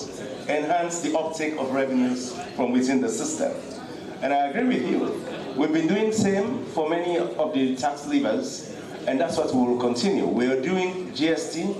We're increasing 5,000 new machines to go into people who are eligible for putting those machines on their businesses. The next point is simple, is to ensure that those machines are used, so you have to do compliance and enforcement, that they are used and you're able to track their performance. There are other technologies that were approved by this House. There is the NSEP technology that tracks what the telecoms sector is actually paying in terms of their turnover in the use of telecoms, but also the taxes that are due from their turnover in terms of GST and the royalties they are supposed to pay. We want to ensure that we track those effectively. Same for SIGPA, that is doing track and trace, both for molecular marking of petroleum products, but also accessible goods that are actually produced locally and imported into the country. Those, we have machines that are actually tagged onto every production line in this country. The data is available. We will ensure that that data speaks to the volume of cash that is due us in taxes.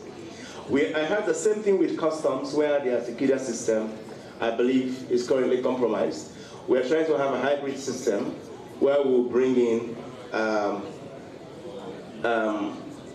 a system that runs hybrid with the executor, but takes people's hands off our money and are able to get our monies right into the banks. So those systems have been worked on, but also integrating all of the system that we can use data analytics to be able to ensure that values that are due us in terms of taxes, we're able to collect them. On the expenditure side, when you have those shortfalls on revenue, for the credibility of the budget, adjustments must be made. Truth is this, yes. The truth is this. Thank you. The truth is this. Sorry, sir. Yes. No, just sorry, please. Mr. Speaker, we know the minister is making some points, and we also feel your camera. Some of these issues we just need to go by first. We also just go in quietly. We know you are doing the restructuring of the budget, so don't shout to it. Quietly. That's why, you know, that's what you, the government bench should have done. Leave it to the minister to handle some of these issues. Yes. So when you have a shortfall in revenue, to the tune of 1 billion, that's huge, and it's a phenomenal shift in the original appropriation. Now, for you to be able to maintain the same level of deficit that has been approved, or even better, in terms of fiscal consolidation, you have to do adjustments within the framework. The adjustment is not a austerity adjustment. The adjustment is an adjustment of fiscal discipline. And in the fiscal discipline, on the recurrent budget, we have maintained largely the recurrent budget framework, meaning we are providing goods and services, transfers, and they're all maintained. We try to ensure that we exhibit discipline by adjusting capital spending downwards. This is discipline for many reasons. For the second half of the year, more than half of the second half of the year is the rainy season. And we are just conceptualizing rationalization of expenditure during the second half of the year. Our contractors are not doing roads, they are not doing water services. This is not the time that you pump a lot of money into real infrastructure spending. The infrastructure spending effectively takes place within 6 months of the year. The latter part of the year, but also the earlier part of the next year. That's where you should ramp up. So we look at the seasonality of that spending. And that's why we said, if in the course of this year, we have to consolidate the budget, and we need to adjust, capital spending are the right place to do, especially those that are sitting on the domestic budget. So we will utilize all the spending that are coming through donor-funded infrastructure projects. So projects on those bridges will continue, projects on water system done by partners will continue, projects on things done by energy by partners will continue. But for those that are coming from our budgets, we believe these are things that we can limit the spending on and be able to shift them for the new budget that is coming next year. So that's the reason why we did this, not in a way to create, so we still maintain our budget as a people-centered budget. We spend on education, local government will get their transfers. The transfer will definitely come in the second half of the year, fully to allow them to be able to deliver on the services for people. So those will happen. And I did hear concerns around spending in the office of the president. Let me address this. And it is consistent with the PFM Act, but also the Constitution. The budget appropriated is a one-year budget. If in the course of the budget, the minister deems that there is need for adjustment by virtue of how the original appropriation has shifted, you have to come back to Parliament and secure revisions to that appropriation up or down within the schemes and receive the authorization to be able to close the rest of the year.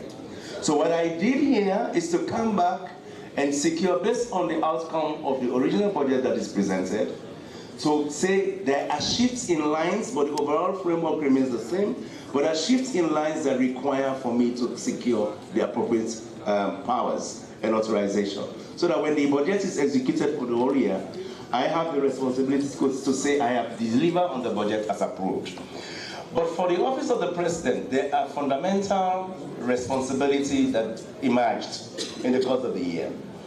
And same so for the office of the chief minister. The United Nations responsibility of this government is a serious responsibility. The CETEN responsibility a serious responsibility. The ECOWAS chairmanship responsibility a serious responsibility. But equally so, all the prior engagements to be able to secure the full MCC again, these are all serious responsibilities. But also there is a current engagement on constitutional review and also the tripartite committee engagement on both sides of the aisle to be able to ensure that our responsibility for upholding all democratic tenets of this country are something that we ensure that the government takes very seriously and implements. All of these are spending in the budget that we believe when there are shifts in the allocations, we come back and secure the respective powers from Parliament. So those are the drivers, to be very sincere. They are the drivers for this. But like I said, I did hear questions about justification for why are we spending on IPPs. Well, the IPP is energy. Energy is a driver of growth in the economy. We cannot live with blackouts. One day blackouts, excuse me, SO2, they will say, one day blackouts have a confusion in the country. You can't afford it, yes. So you can't afford one day blackout. Yes, one day, yes, a day of blackout is a problem. The delivery of power in the country is unbundled.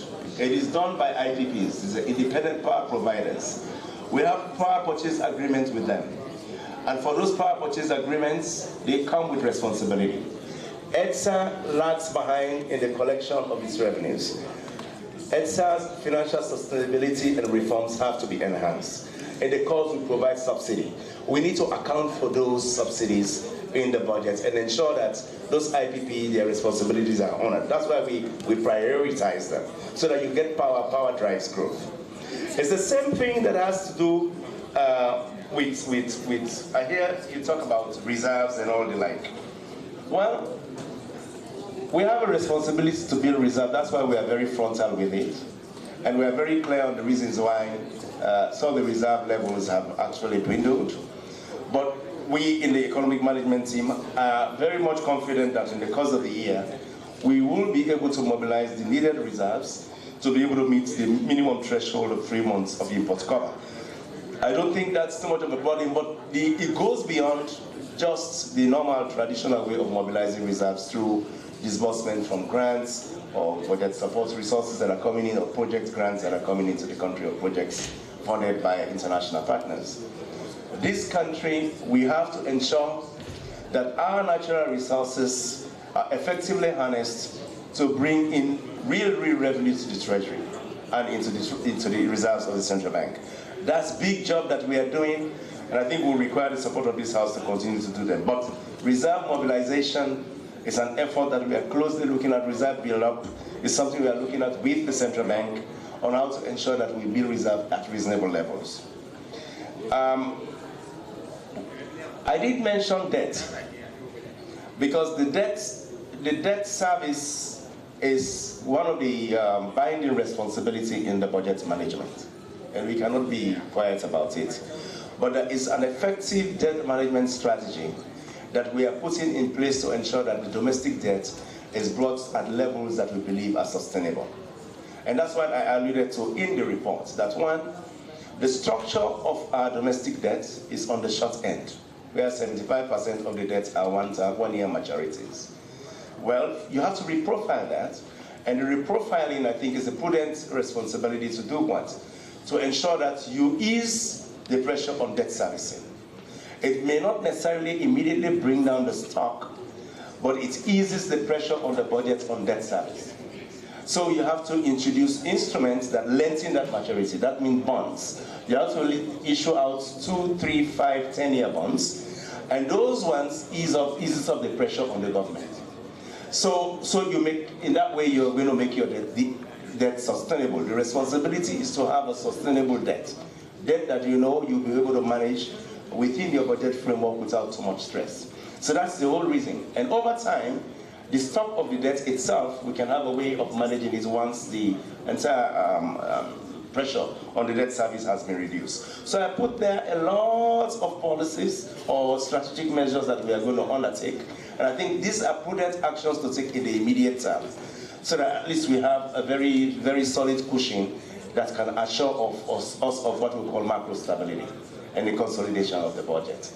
Right? So this document that we presented, which is a half-year budget, is really underpinned by, first, the law, second, the fundamentals that have correctly shifted, which we believe has changed the framework that we are presenting to Parliament that guide the projections we expect for the rest of the year.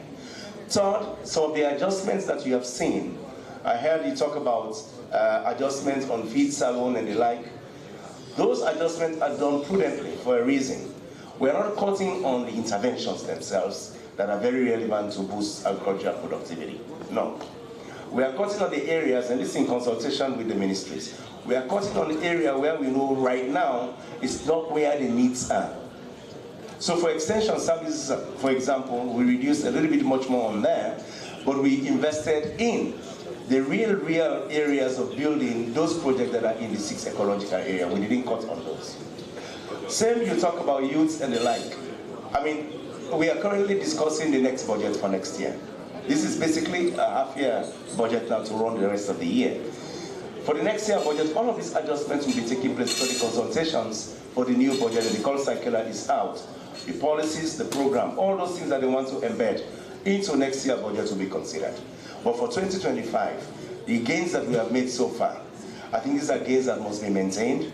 And I want to really call on the House to give keen consideration to these ones and appreciate what we are doing, that we are doing everything within the law, but that this country, what we have done is commendable as a government with the fundamentals that we have. And I know in the sub-region, my colleagues are actually appreciative of how far we have gone with some of these good results. I appreciate it's a debate, and it is a lively debate, and we take note of all the critique or the areas that we must look at, and we will consider that in the foreign budget that is coming for next year. But for this year, as it is, the gains that we have made, for us to be able to exhibit to our international partners that we are serious about exhibiting budget credibility. We are actually serious about sustaining the gains that we have had, so that we can claw in all of these resources that we have actually been able to secure through all our international engagements, that the current budget that we have presented to you is timely, and I think it's well justified for your gracious approval. On that note, Mr. Speaker, I move again that the bill entitled the Supplementary Appropriation Act 2025, being an act to make provisions, revisions and supplementary provisions for the services of Sierra Leone for the year 2025, be read the second time. Thank you.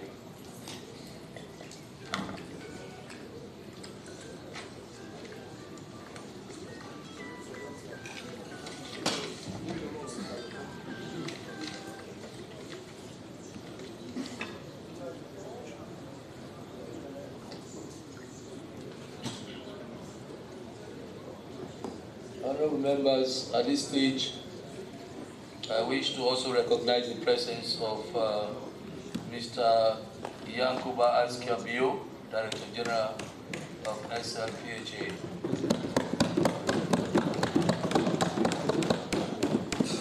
Stand up to be recognized.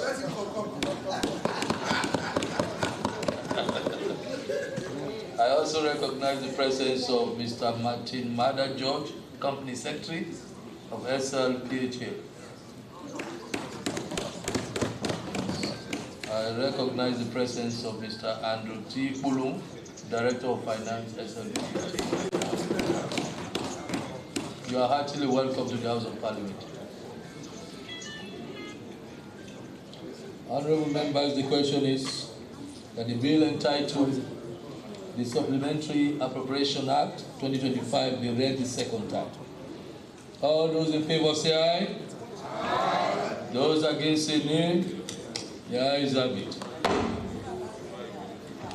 The bill entitled the Supplementary Appropriation Act 2025, being an act to make revisions and supplementary provisions for the services of Sierra Leone for the year 2025, has been read the second time.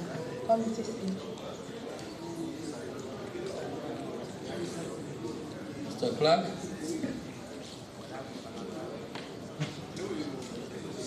Proceed.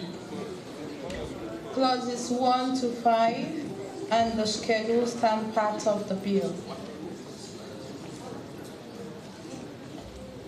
Mr. Chairman, honorable members, I move that clauses 1 to 5 and the schedule stand part of the bill.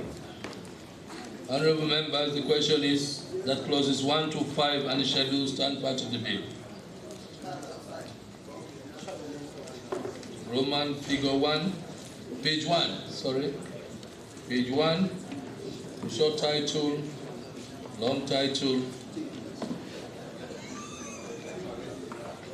Page 2.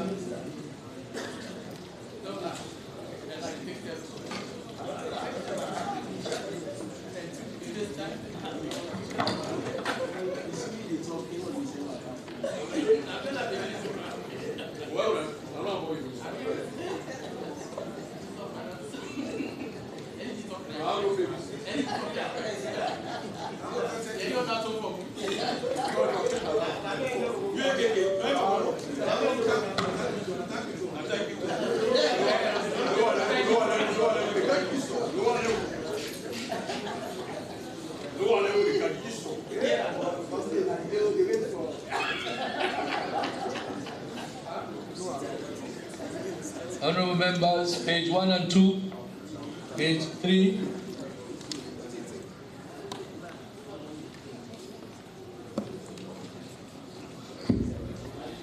Page 3, sir. Yes. Under Roman number 1, side note commencement, where you have therefore, now therefore, be it enacted by the President and members of Parliament. Yes, class, take note. Be it enacted by the President and members of Parliament. Including President. Yes. Clerk. Noted. Page 3. Page 4.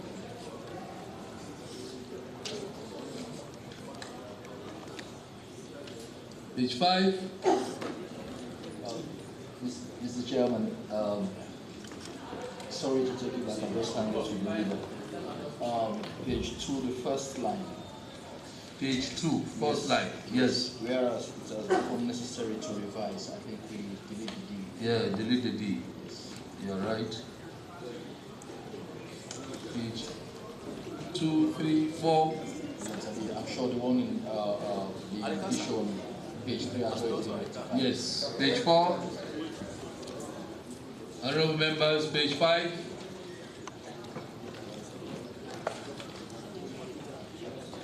Page 6.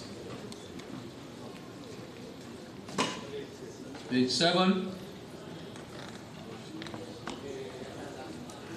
Page 8.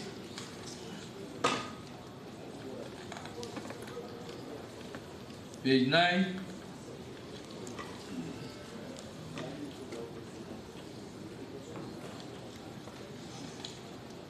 Ten, 11, 12, 13,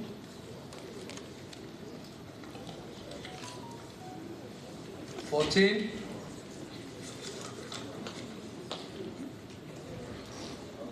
and 15. Yes, Mr. Chairman, 15. 15, yes. Probably I just want to confirm for the allocation for development activities for youth empowerment, whether it means achievement 0 or not. 0 is 0. Mr. Minister. Is it going to take away 0? Address. Also for you. Listen to the minister. Let the minister address. Maybe FS, you may want to talk with your minister. Talk with your minister. An amount is allocated already under the gas project. Is it actually intended to be zero? There is, what it means, there is no addition. No addition? Yes, sir. That's what it means. So does that make you happy, Honorable Aaron Kroma? You know, for as long as it comes from the minister, if I'm happy, Mr. Speaker, I think we can do some reconstruction of the allocation and later on our supplementary by the minister. Next time you know how to debate in this way. Mr. Chairman. Mr. Chairman. Yes. You know, our hands are tied by Section 40 of the BFM Act. Yes. But I believe very so that vote 429. We need to improve the allocation in the supplementary, considering the importance of 429. But our hands are tied by Section 40 of the BFM Act, and we cannot increase. But I believe it is something that will be changed and improve on most of the variables that have been mentioned in the debate, because it is a low-hanging fruit and it is something that we must work on quickly.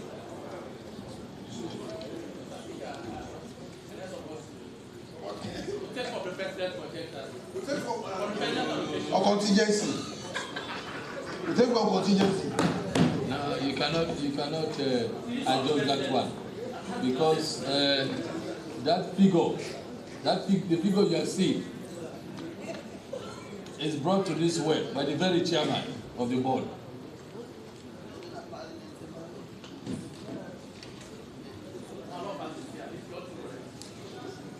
Yes, Mr. Minister, do you want to address us on anything? Let's proceed as represented. Okay. Thank you. Okay. Yes, Mr. Minister.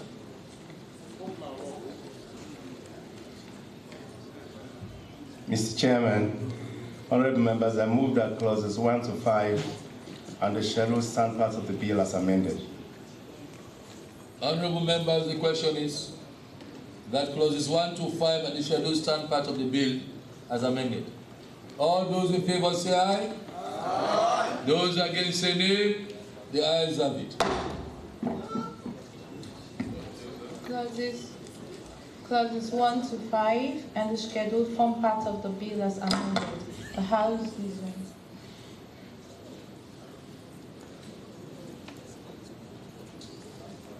What is this? Mr. Speaker, honorable members, I report that the bill entitled the Supplementary Appropriation Act 2025, having gone through the Committee of the Whole House with amendments, I now move that the bill be read the third time and passed into law.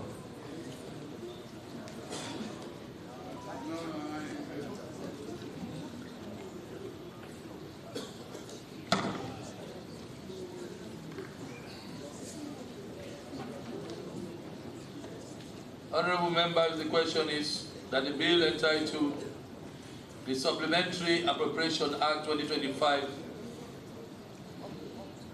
be read the third time and passed into law. All those in favor say aye. Aye. Those against say nay. The ayes have it. The bill entitled the Supplementary Appropriation Act 2025 being an act to make revisions and supplementary provisions for the services of Sierra Leone for the year 2025 has been read the third time and passed into law.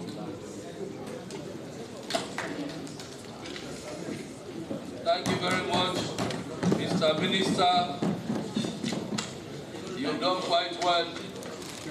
And let me, on behalf of this House and Sierra Leone, thank you profusely for a job well done. You are managing the resources of this country and the economy of this country with able hands. You know, even if no other person says that, I think I have enough capacity to say that, and we are seeing some positive improvements, and we urge you to continue along those lines. Thank you very much. You may go.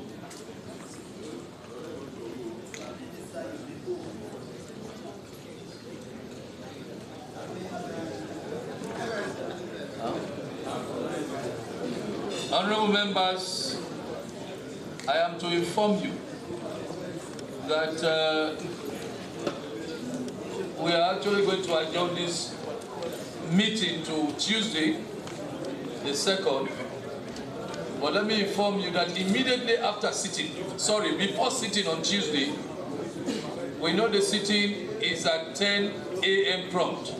But when we come, before the commencement of any business, I want this House to meet in Committee Room 1 for very serious discussions relating to the affairs of this House and the well-being of members of Parliament. So we'll have a meeting, we'll sit the moment just after the relevant preliminaries. We'll be going to Committee Room 1 to meet and arrive at certain relevant conclusions before we come back. This is just to inform you. Thank you very much. Yes.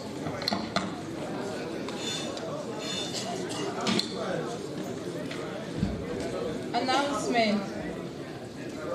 This notice serves to inform honorable members of the Parliamentary Youth Caucus that there will be a meeting in the Speaker's Conference Room immediately after the parliamentary sitting. Signed, Acting Clerk of Parliament. Honorable members of the SLPP are kindly informed that a very important meeting has been scheduled to take place immediately after today's sitting. The meeting will be held in Committee Room 1. Your punctual attendance is highly requested. So this sitting is adjourned to Tuesday, the 5th of August, sorry, not the 2nd, the 5th of August 2025 at 10 a.m. prompt.